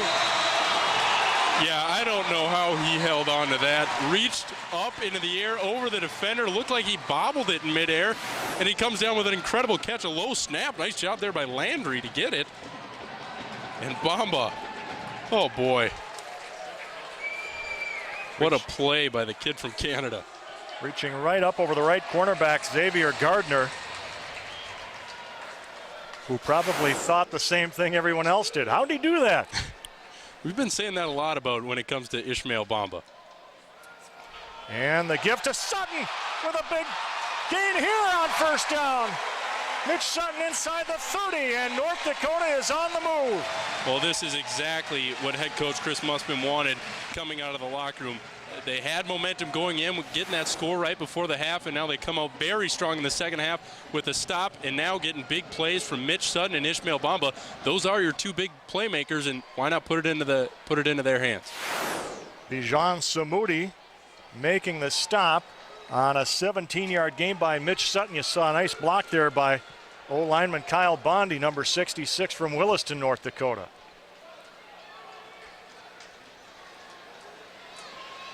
Landry now flushed, and he'll just head to the sideline, knocked out short of the first down. Good coverage there by Cal Poly. It looked like they had everyone sealed off, and Jake, kind of both good plays on both parts. Jake not forcing the issue and realizing that his team's in a position to score, just get out of bounds and start over again. And it was the right end, Brandon Roberts, finally forcing him out. Loss of 1 on the play, 2nd and 11.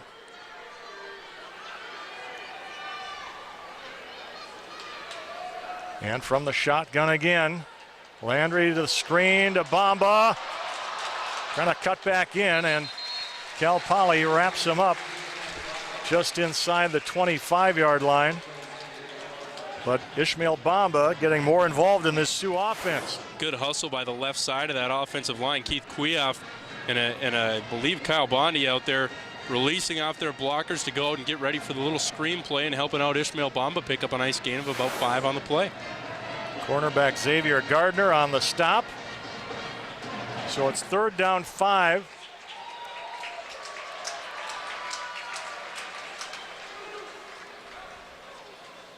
And Sutton in motion, a 5-receiver set here for the Fighting Sioux. Landry has some space on the right side and stays in bounds. Now he goes out. It's a 1st down for North Dakota at the 11. Well, what a nice stutter step there by Jake to kind of get the defender away from him. That was Asa Jackson closing in on the tackle, and you talk about his quickness. Well, Jake showing the quickness with the feet and a little bit of a deception, thinking that, oh, this quarterback's just going to run right out of bounds, and fakes the inside and picks up a couple more yards. 13-yard gain. Actually, they marked the ball right on the 10. 85 yards for Jake Landry rushing right now. 14 carries. 1st and goal from the 10. Bamba to the right. And Sutton has a hole. Mitch Sutton! Can he get in? The Sioux signal touchdown, and the referee says it is a touchdown, and North Dakota takes the lead. Well, Mitch Sutton first, hats off to him for grinding that one out on the ground, keeping the play alive. The kid's got a lot of fight, and you got to be thinking he must be 100% back to 100% right now, because he's doing a nice job, especially on that drive coming out and flattening people. Hats off to the offensive line, a great seal. Noah Dombrowski there, the tight end. And then the offensive line coming up again, realizing the play's not over. They help push Sutton into the end zone, give them credit for the touchdown as well. And a big play. Sioux lead at 2017. Brandon Hellevank with the PAT. And North Dakota now in front, 21-17 with 8:43 to go. You're watching the Fighting Sioux Sports Network at Fox College Sports.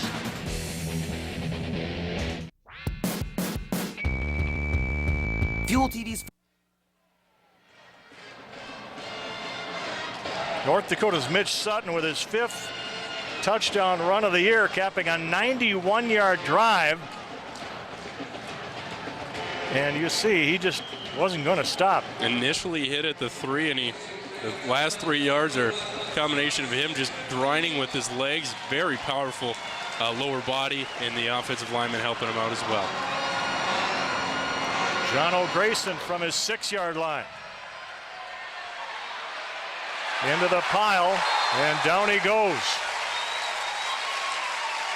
And it's number 33, Eric Mercereau, on the tackle. Stephen Battle there coming off the field, number 1. Good to see him back in action after being injured a couple weeks ago. Actually, he made the first contact. He was getting up high there, but not enough to warrant a horse collar, but a great play by Stephen. It's nice when you put a running back there on the special teams. He's the first guy down there every time. So from the 20, Grayson in motion.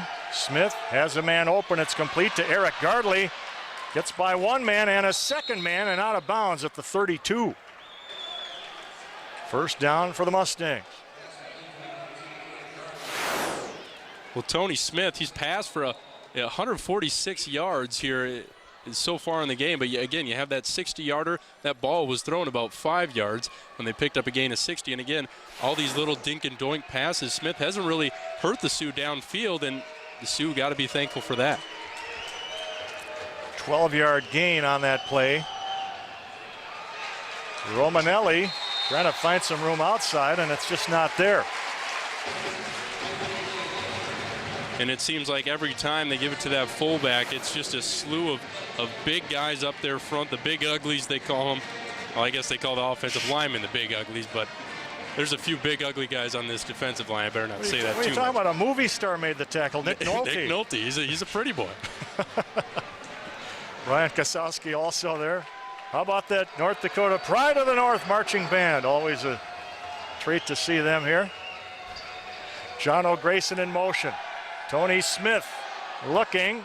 Oh, it went right through the hands of Johnson. Dominique Johnson unable to hang on to that one after some nice catches earlier. Dominique Hawkins trailing a little bit on the play, but the Sioux catch a big break with a drop here on 2nd and long. That's going to force 3rd and 9. And again, the Sioux crowd gets up for it. You know what, Pat? If it wasn't for a couple odd things happening in that first half, the long plays and a couple other things, Mustangs might not even be close as they are. As we heard Tim Walsh say, he's disappointed with the way his team played in the first half.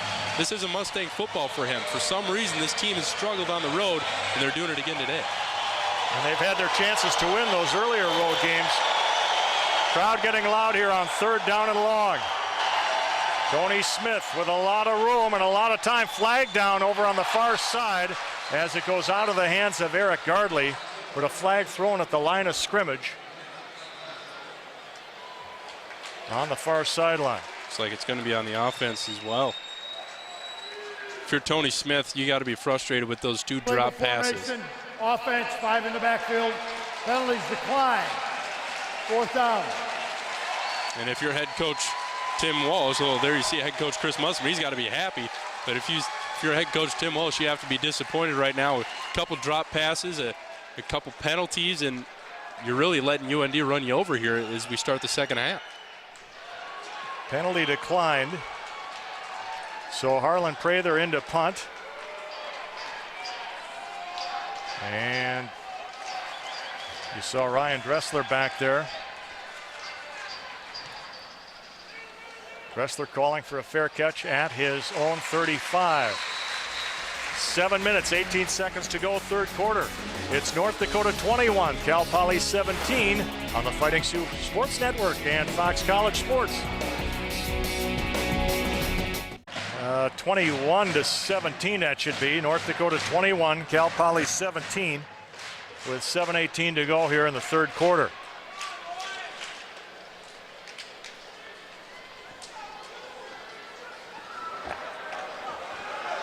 Sutton has a hole on the right side. Flag on the play as he gets it up to the 48. But the flag thrown from the defensive side of the ball as one of the Mustangs slow to get up there.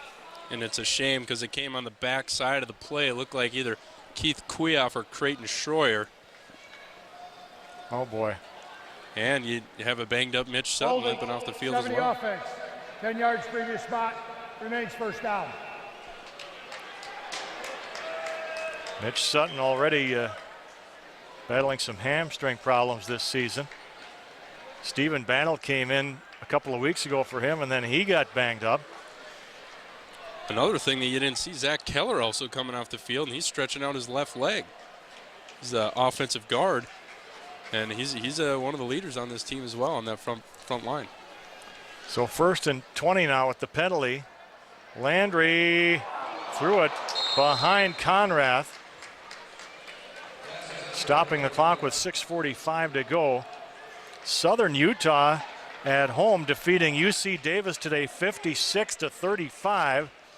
So that puts UC Davis at 1-1 in the conference and 4-4 overall. So Cal Poly, if the Mustangs were to come back and win today, they would be alone atop the Great West at 2-0. But right now they're trailing 21-17. Landry overshoots Bamba. And it'll be 3rd and 20. Well, and Pat, on the flip side of what you just mentioned, if the Sioux can pull off this upset over the Mustangs, there's 4 teams, I believe, at 1-1 in the conference. Well, North Dakota. Southern Utah would move to 2-1, and North Dakota would move to 2-1. Right, Southern. But you have a bunch of one-loss teams, right. and the conference goal is still attainable right sure, there. Sure, it's with only 5 teams in the conference, and not everybody plays everybody. Cal Poly won the conference last year with a 3-0 conference record.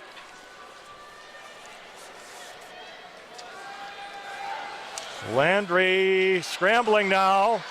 Jake fakes the toss, and he'll just hang on here at the 30. Well, if you're Coach Mussman, I don't know how impressed you are with Jake Landry trying to spin out of those tackles near the sideline, kind of risk an injury. But Jake, he's a competitor. He's going to fight for any yards, even if it is 3rd and 20, and he's got about 7 yards right there.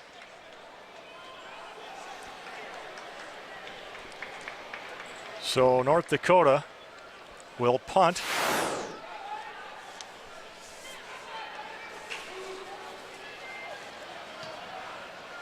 And Hellevan gets that one off. Asa Jackson from his 33. Oh, he's upended. Fumble. North Dakota says they have the ball, but the officials rule it down. The officials will give it back to Cal Poly. And I think that's a good call, Pat. It looked like a diving Asa Jackson. The ball hit the ground first in his hands as he was kind of diving over. He was upended by Noah Dombrowski. A good play by Noah to get the tackle. Otherwise, that could have been even a bigger return.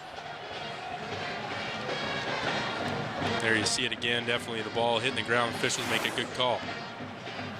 So a 12-yard return. 1st and 10 from the 44. Quick toss. Complete to Jared Houston, his first reception of the day, and the Sioux force him out, and is it another fumble? Cal Poly maintains possession. And go figure, everyone in green is pointing that it's their ball, and everyone white's pointing the other way. It was hard for us to see as the players were in front of us. But Kenny Watkins, oh there, he lost the ball.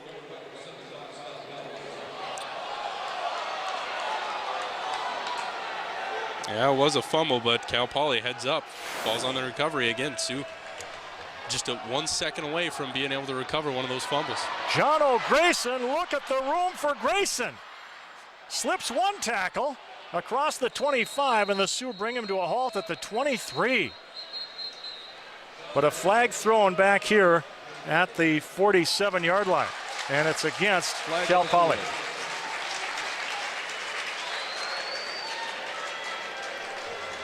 I can imagine Tim Walsh is not having the best Halloween holiday right now. Shot block, number 59. 15-yard penalty from the previous spot. Made 2nd down. And that is left guard Maurice McClure negating what would have been a huge gain. And moving the ball back now to the 36 of Cal Poly. Yeah, there's a chop block right on Ty Boyle, and the Sioux don't want to see him get hurt. Good thing Ty Boyle's still out there. He's been battling his own battles with injuries all season long. Tony Smith complete to John Hall. That moves it up to the 44-yard line.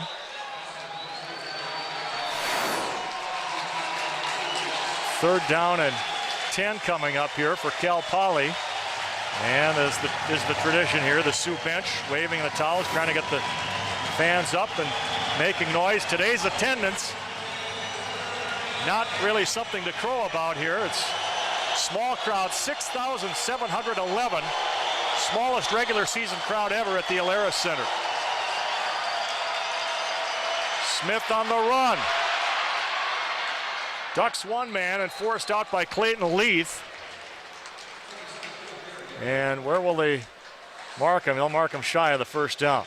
Tell you what, Pat, it may be a small crowd, but they are making this place noisy and difficult to hear. And there you just saw another example. Tony Smith scrambling and having a hard time. Looks like his mind's running 100 miles an hour, and he's not running about as that fast as the Sioux are able to push him out of bounds and force another punt from Cal Poly. The game is on TV, but they were hoping for a bigger crowd here on Hall of Fame weekend.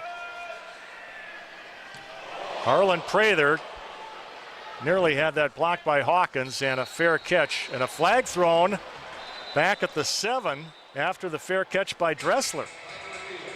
It didn't look like Cal Poly was in the little bubble, I guess, that you put around the punt returner, but we'll see what the call is. I don't think the scoreboard people realize it's a flag. They've got a commercial running. Illegal block in the back. Number 88. Half the distance to the goal, first down. So a penalty against North Dakota's Chris Anderson. And we'll be back on the Fighting Sioux Sports Network and Fox College Sports.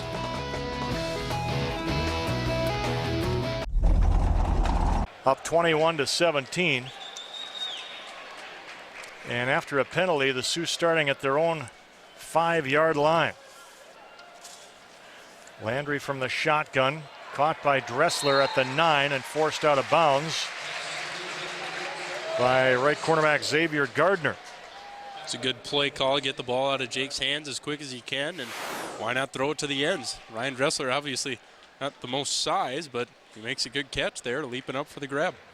Dressler 5'8", 147 pounds from Bismarck, North Dakota. Yes, his brother is Weston Dressler, who had a great career here and is now with the Saskatchewan Roughriders in the CFL.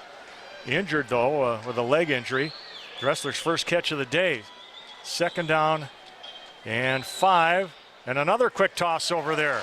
And this time Bamba tries to turn away from the defender. He's got the first down up to the 22.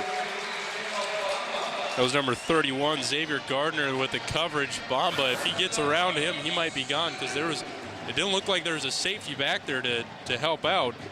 But a nice tackle there by Xavier Gardner, maybe saving his team a score. 11 yards on that completion. Landry 10 of 16 for 124 yards now. Bamba has 55 yards on 4 catches. Landry, the leading rusher in the game, 92 yards on 15 carries. And hang on here as the flags are thrown.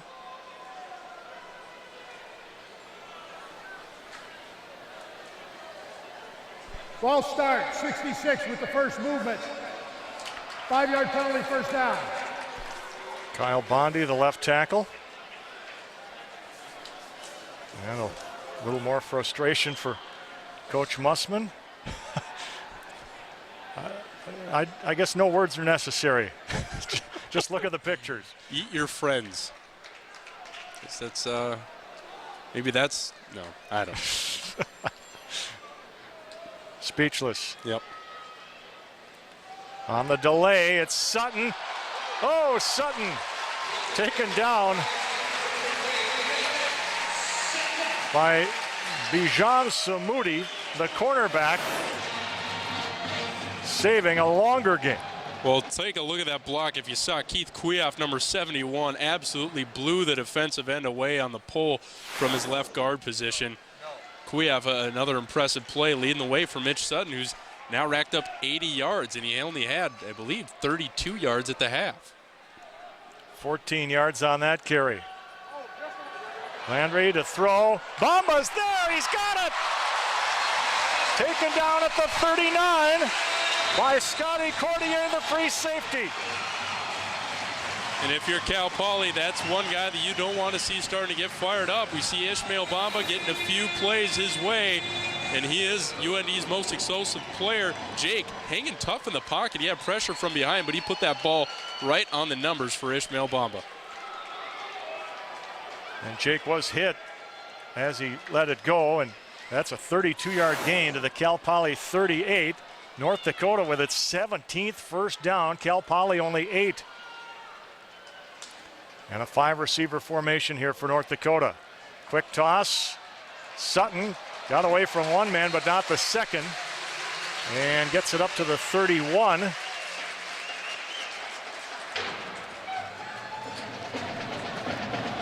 Pat, we've seen quotes all week of maybe Chris Mussman even mentioning this is the most talented team that's probably ever come to the Alerus Center. So the Sioux have to be pretty confident in what they're doing right now. 21-17, they've really shaken that off and playing up to Cal Poly. And Cal Poly not playing their style of game, really not looking as good as advertised right now. 8 yards on that last play as Sutton is the lone setback behind Landry. And the give is to Mitch Sutton. And the blocking didn't develop there. And he'll be just shy of the first down with time ticking away here in the third quarter.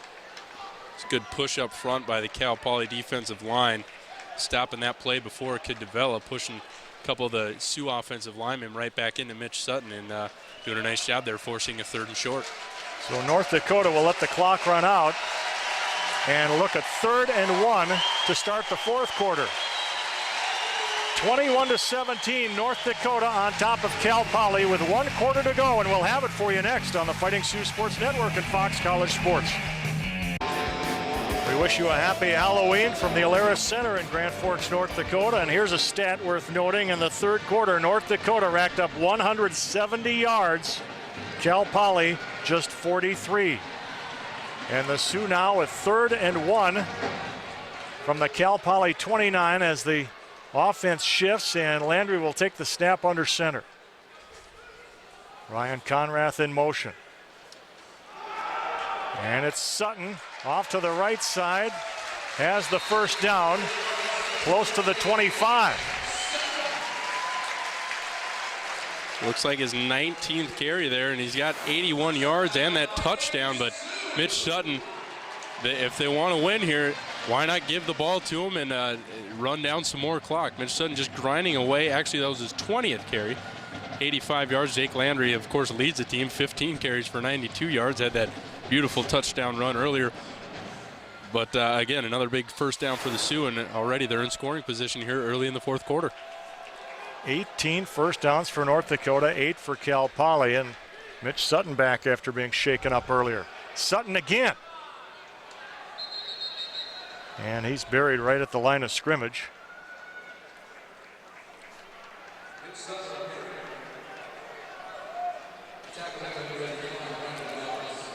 Brandon Roberts, number 85, the right end on the stop. As you look at Mitch Sutton's numbers today, Sutton, I remember in the spring game, he was like the last running back to be used in the game, and he was kind of a dark horse coming into this season. Not anymore, huh? No. Who would have believed this, huh? Well, he had that great game against Stephen F. Austin where the Sioux really opened up the playbook using the Wildcat, and he seemed to thrive in that. Now he's just becoming an every down back and kind of learning how to grind. It gets the progression of being a first-year player.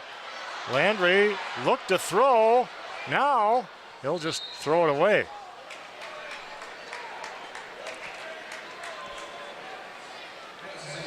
And we'll see. Jake Landry appears to be okay. You do kind of hold your breath when he scrambles toward those sidelines. Every time he just keeps getting back up, though. So you're done holding your breath because you're starting to realize, I think everyone's starting to realize how tough he is. I mean, he's been playing with a couple nicks and bruises on his hands, sometimes cuts earlier in the season, but Jake has really been doing something. With all the injuries on this team, I'm going to hold my breath if you don't mind. I just... Well, then I have to talk more, obviously. Uh-oh. On 3rd and 10, looked like Conrath jumped. Conrath used to be a quarterback. Maybe he thought he was calling Number 11 in the neutral zone prior to the snap. 5-yard penalty. Still first down. Oh, boy. Calling his own cadence. Well, that's going to make it 3rd and 15, and get a good look at it right there. Oops.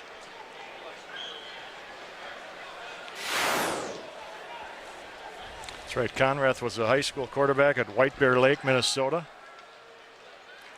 Moved to wide receiver as a sophomore at UND. Boy, has he ever been good here in his senior year, really stepping up and filling that leadership role that was left with a guy like Brady Trenbeth leaving last year and Jake Conrath. Landry, whoa! Nearly picked off there by, I think it was Scotty Cordier, the free safety, as Bamba was the intended receiver. And the Sioux will try a field goal. Jake Caulfield, I apologize, as I mentioned earlier. Ryan Conrad, Jake Caulfield. Right. Cordier at 5'8", if he'd had a few more inches, he might have picked that one off. So Chris Musman will try to take the points here. This would be a big 3 points and make it a 7-point game here with 13 minutes to play in the fourth. 47-yard try.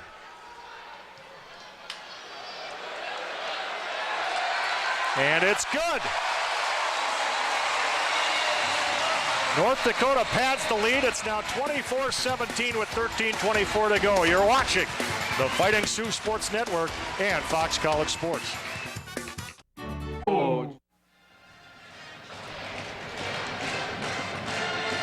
North Dakota pushing its lead to 7 points on Brandon Hellevang's 9th field goal of the year, a 47-yarder, capping an 11-play, 66-yard drive, 5.5 minutes. I think he was the first one to know it went through, too. He was already setting up for the high five right off the foot. Grayson brought to a halt. And Stephen Battle involved again. Stephen Battle really stepping up and doing his job on special teams. Made a couple of great plays tonight. See Justin Bellotti there, number 20, backup defensive back, not playing today because of an injury. One of several that the Sioux have had to deal with. Delano Sapporo out with an injury, as we said earlier, so the defensive backfield short a couple guys. Oh. Pitch back, here's Grayson.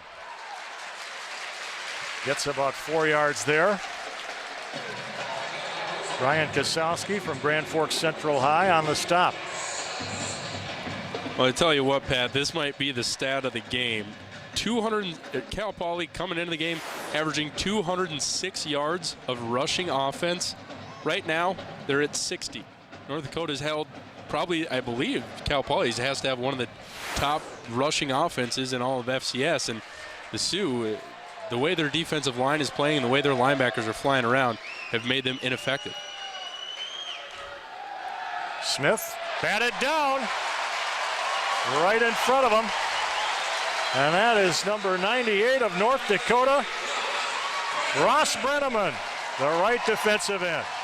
Well, Ross had one of those last week against Southern Utah, almost in the same position there near the other team's end zone. And Brenneman, he just gets those big paws up. He's a lengthy guy, and they're using his size to his advantage. 6'4", 240.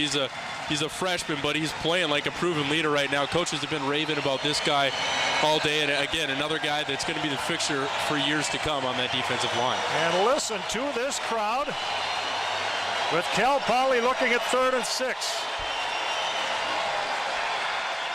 Smith Johnson makes the catch and a first down for Cal Poly at the 36, and that quiets the crowd.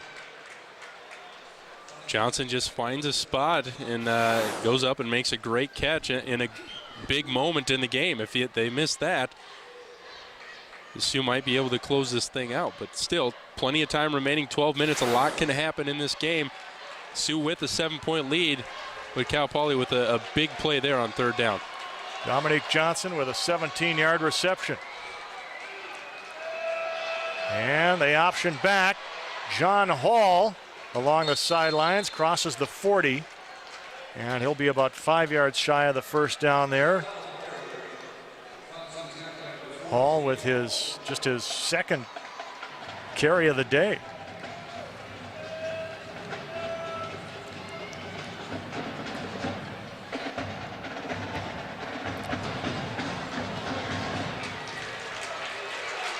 They'll call it 2nd and 4.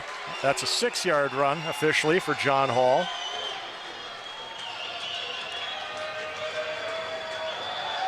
Quick toss, Dominique Johnson, nice catch to save it. And a first down for the Mustangs. That ball was down at his feet, and Johnson made a nice catch. Sioux defensive backs, surprising they weren't hugging up it with the amount of yardage that they needed, but again, probably not wanting to get burnt with the big play with the score as tight as it is. 6 yards on that catch. Dominique Johnson now 114 yards on 5 catches and another first down. Cal Poly's 10th. And down goes Smith. Jeff Tesher there. Number 37 from Bismarck, the linebacker. Well, I don't know how much of a factor this plays, but on artificial turf this year, this team has lost every game, 0-3. And again, that's all been on the road. You wonder what it is that they aren't able. I mean, I'm sure they're used to, playing in their cleats. Now you got tennis shoes on, and it's probably an odd surface. And there you see it having an effect on quarterback Tony Smith as he tries to sprint out. In fact, in their last 21 games on artificial turf, they're 7-14.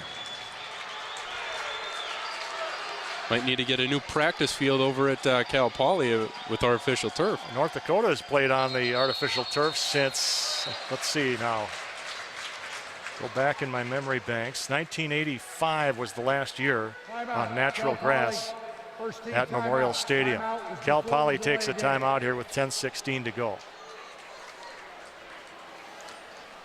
Because, let's see, or was it 1984? No.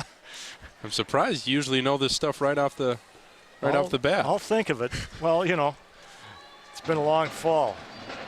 After this game, we'll be selecting our player of the game, sponsored by PS Doors of Grand Forks. Now, don't call me. I'll look it up here. 1984 was the last year on artificial turf. I was off by one because Jeff Ramey was the last Sioux quarterback to play on the natural grass. So 1985, the artificial turf came in. I stand corrected. Well, I think you're pretty good there anyways. One day I'd just like to walk up into that mind of Pat Sweeney no, you and figure wouldn't. out there's so much. Hear about it every day at work. Well, the problem you have is everything was before your time. That's my fault. I was once in your shoes. I started out as the weekend anchor at WDAZ under the late Dale McCabe back in '82, and took over as sports director in December of '83. And I haven't been able to find a job since. I mean, I've been happy here ever since. Oh yes. No, I meant the last part. You know that. It's the weather that keeps you here. Off the fingertips of the fullback Jake Romanelli. No, I'm very happy here. Did Shannon Burnell, he didn't convince you to go down to Corpus Christi to join? No, he didn't. But he came here from Duluth, Minnesota. He played high school ball there, but he had family in Texas. That was always a prime time stop for him. Well, 3rd and 13 here. This is a really big play for the Sioux. 10 minutes left. The defense has been holding all this entire second half. It's time to see what they got. Tony Smith, the rush is on, and sacking him is Ryan Kosowski. Link Gopahit getting the initial rush. Kosowski coming right behind him. And if you watch the halftime show, you saw that they call Link Gopahit a caveman, maybe sometimes with that wondrous beard that he has. But he makes a great play here, and Kosowski follows with just coming over the top, and a big play in a big situation there, forcing another punt with 9 minutes to go. So you have a chance to run some good time off the clock here with the lead. Gopahit and Kosowski teaming up on the stop as Prather gets it away. Fair catch for Ryan Dressler at the 20. 9:27 left in the fourth. 24-17 North Dakota. You're watching the Fighting Sioux Sports Network and Fox.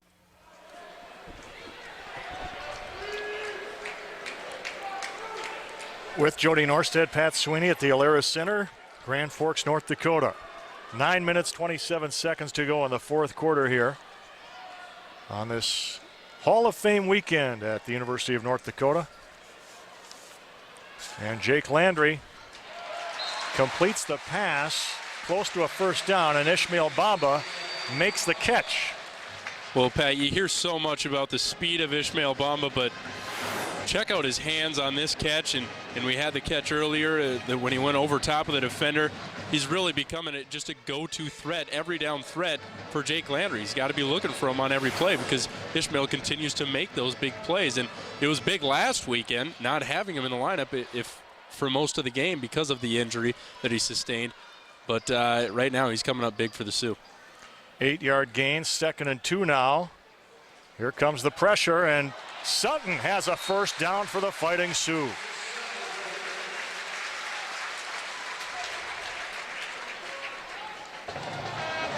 Mitch Sutton getting close to 100 yards for the day.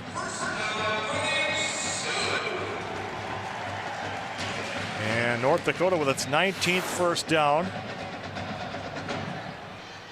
1st and 10 from the 33. Sutton has to have, he's got to be close to 90 yards by now, and here he is again. Had one block, but nothing after that, and he's stifled at the 35 after a gain of 2. Mitch Sutton really doing a nice job carrying the load this entire afternoon. And I believe 22 carries, 21 carries he has so far, over 20 carries nonetheless. And he's almost think he's going to reach 100 yards this afternoon. He's been very impressive. The biology major. Impressive. The kids, you have to be smart in order to do that. Well, Andrew Miller would agree with you. He's a biology major. And he's from Wisconsin. They're both from Wisconsin. Plover, Wisconsin is Sutton's hometown. And the pass complete to Ishmael Bamba. Another first down for North Dakota at the Fighting Sioux 45.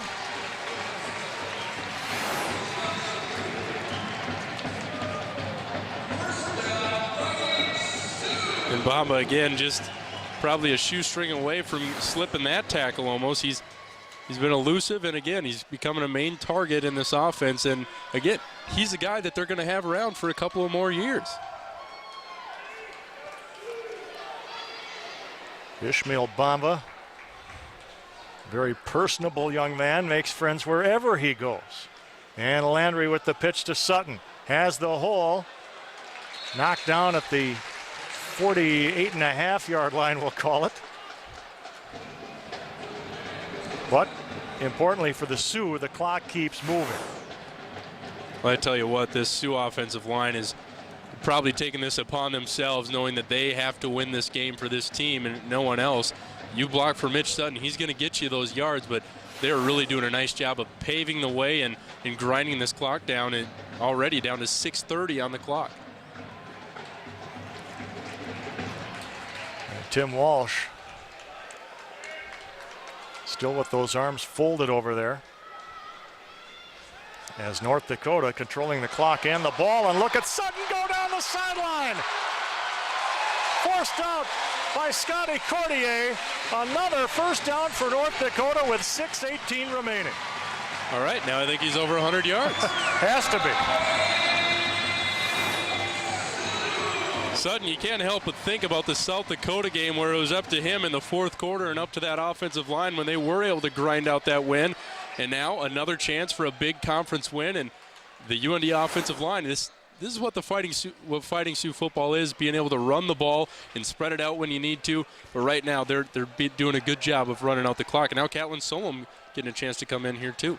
24-yard gain for Sutton. He's got 119 yards on 25 carries. And here's Catlin Solom from Fargo, North Dakota, up to the 35. Gain of 3, and the Sioux are content to keep milking that clock. Now 5:36 to go. Catlin going in there and giving Mitch a nice breather.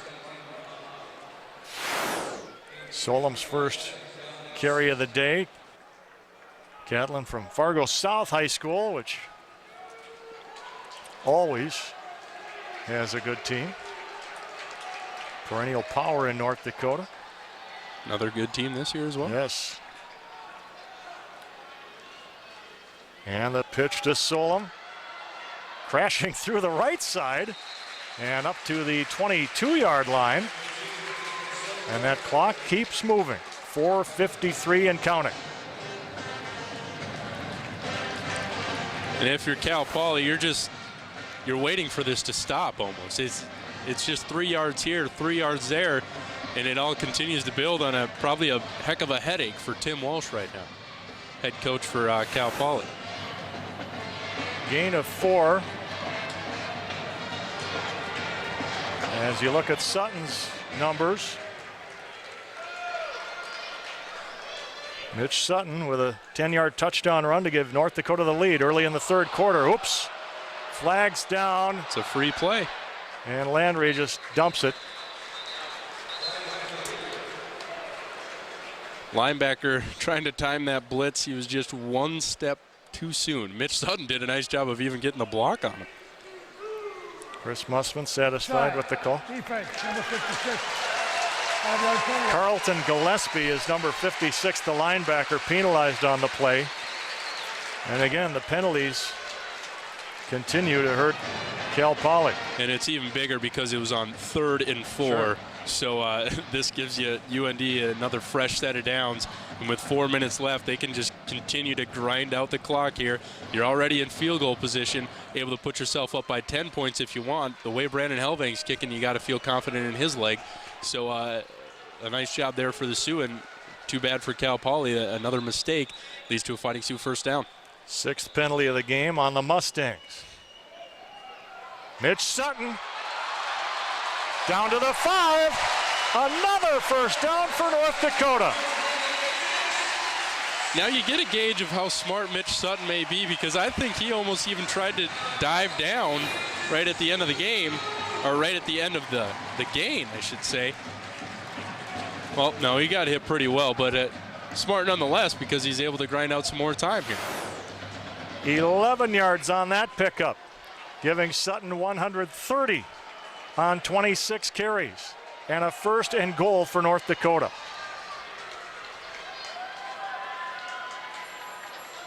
Pitch to Sutton. Touchdown!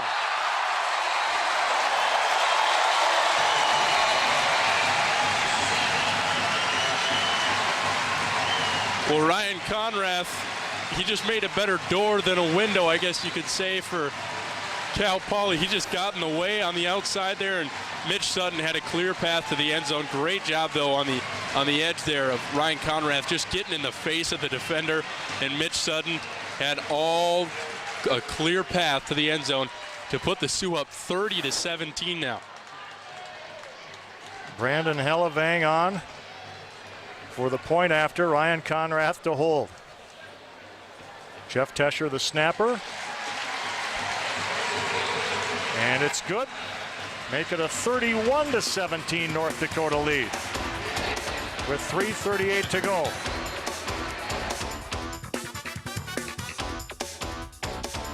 Cal Poly led 17-14, but since then, only North Dakota has scored. And here is Mitch Sutton's second TD of the second half, a 5-yard run, capping a 10-play, 79-yard drive in nearly 6 minutes. Sutton now with 135 yards on 27 carries. Who else? Grayson taken down by the other number 1, Stephen Battle, and a flag down over there at the 24-yard line. Battle has been all over the place. Coach Mussman hustling over to him to give him a high five as he goes to the bench.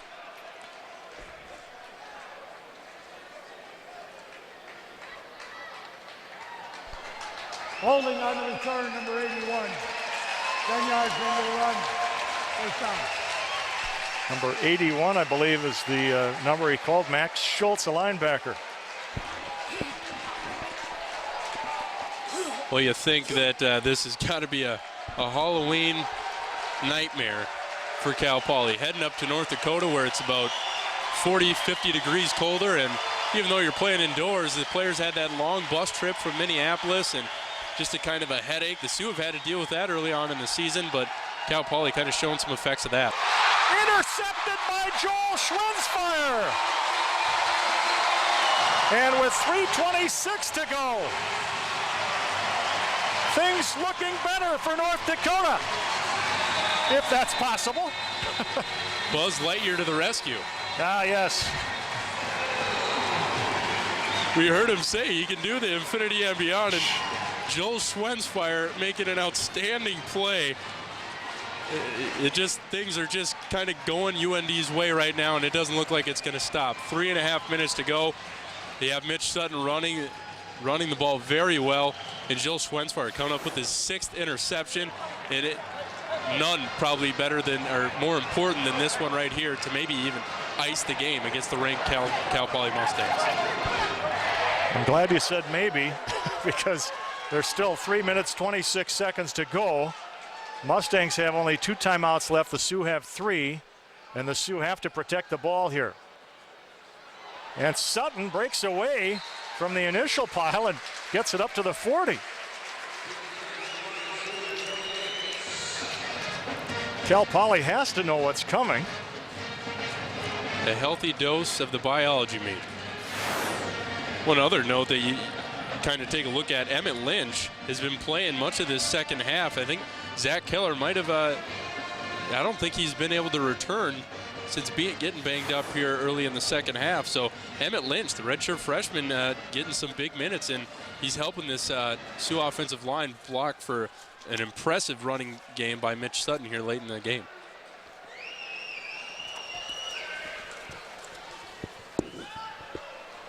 Sutton again, up to the 45. It'll be a yard away from a first down. We invite you to stay with us after this game for the Dahlstrom difference. We'll recognize the player or performance that gave the winning team its winning edge. The Dahlstrom difference, sponsored by Dahlstrom Motors of Oslo, Minnesota. Well, this might be the play of the game. 3rd and short. They're up. The UND's up 31-17. It looks like they might let the clock just run down to the 2-minute warning here. They are going to come out of the huddle. There is no 2-minute warning in college football. My first time doing color commentary. I guess I should have known that. They're playing like pros today. Is that what you mean? Yeah, it's just the video games, you know. Gets to you. Well, Sutton will not get the first down there. And the timeout called by Cal Poly, their second, comes with 1 minute and 48 seconds to go.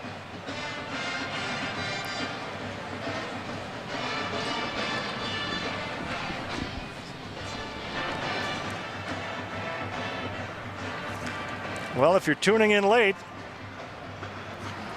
Cal Poly actually led 17-7 with 10:47 left in the second quarter. But North Dakota got the momentum late in that first half on Brent Goska's 8-yard touchdown run. We haven't seen Goska back in the game since then, but we've seen a lot of Mitch Sutton. He scored 2 touchdowns in the second half, a 10-yarder and a 5-yarder. And Brandon Hellevang has added a 47-yard field goal in between. There's Dr. Robert Kelly and his wife Marcia, president of the University of North Dakota. And he should have a big smile on his face with this 31-17 lead.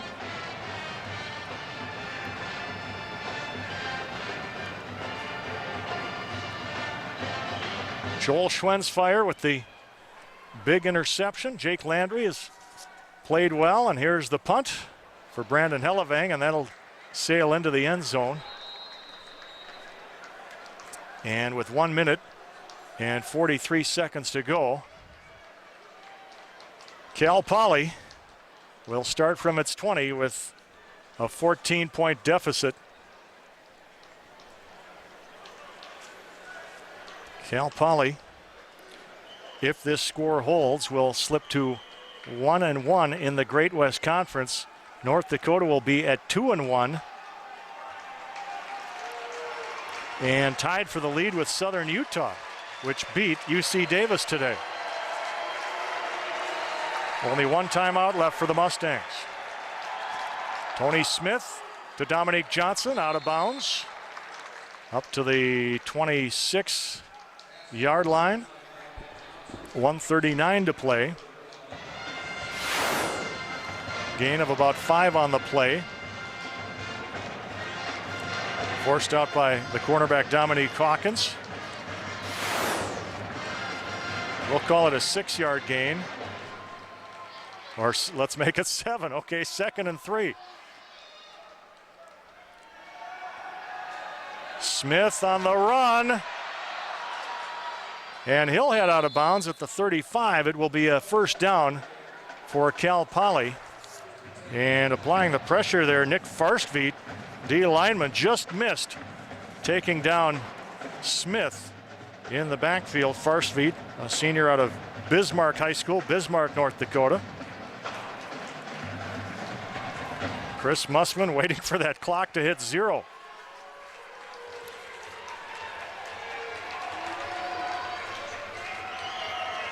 David Marr in motion. Smith, down he goes. And I don't know if it was it a tackle or more of a bump? He just got flat in there. Link Gottbeheed, number 67 in there. And they're going with a no huddle here. I don't know if we'll be able to follow the whole play. He just bumped into his own blockers. 2nd down, 17. With a minute to go. Out of the hands of John Hall. And that doesn't help the cause, but it does stop the clock with 1:01 remaining. Ross Cochran looking up at the replay on the scoreboard here.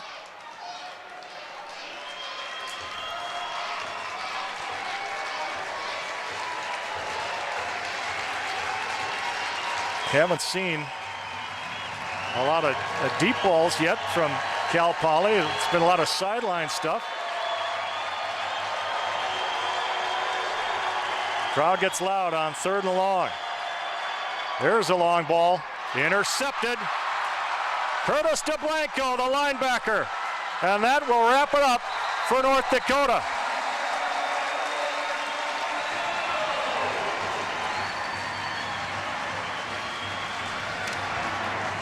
An interception by Joel Schwensfire, followed by an interception by Curtis DeBlanco on back-to-back series, and North Dakota will end its 2-game losing streak.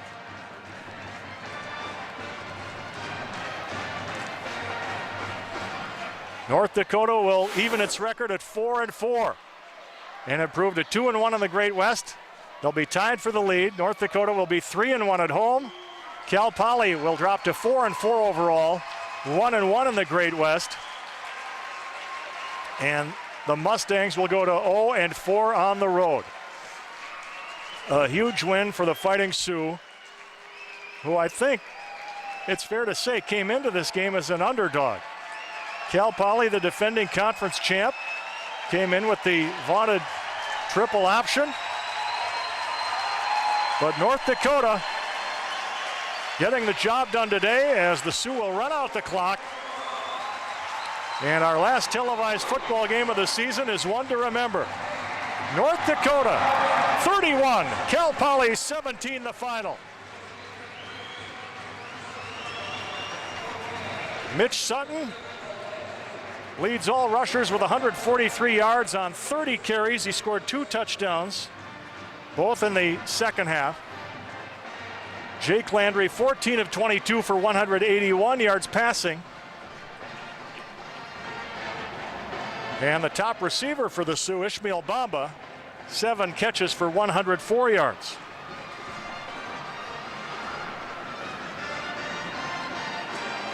And let's pitch it downstairs to Jody with Chris Mussman. Thanks, Pat. Here with the winning head coach, Chris Mussman, and a very soaked head coach. How was the bath? It's cold. That's cold. That's only the second time. First win last year. Well, it just kind of takes your breath away, but it's well worth it. I started running away from it, but then I thought, oh, what the heck? I'll just turn and take it.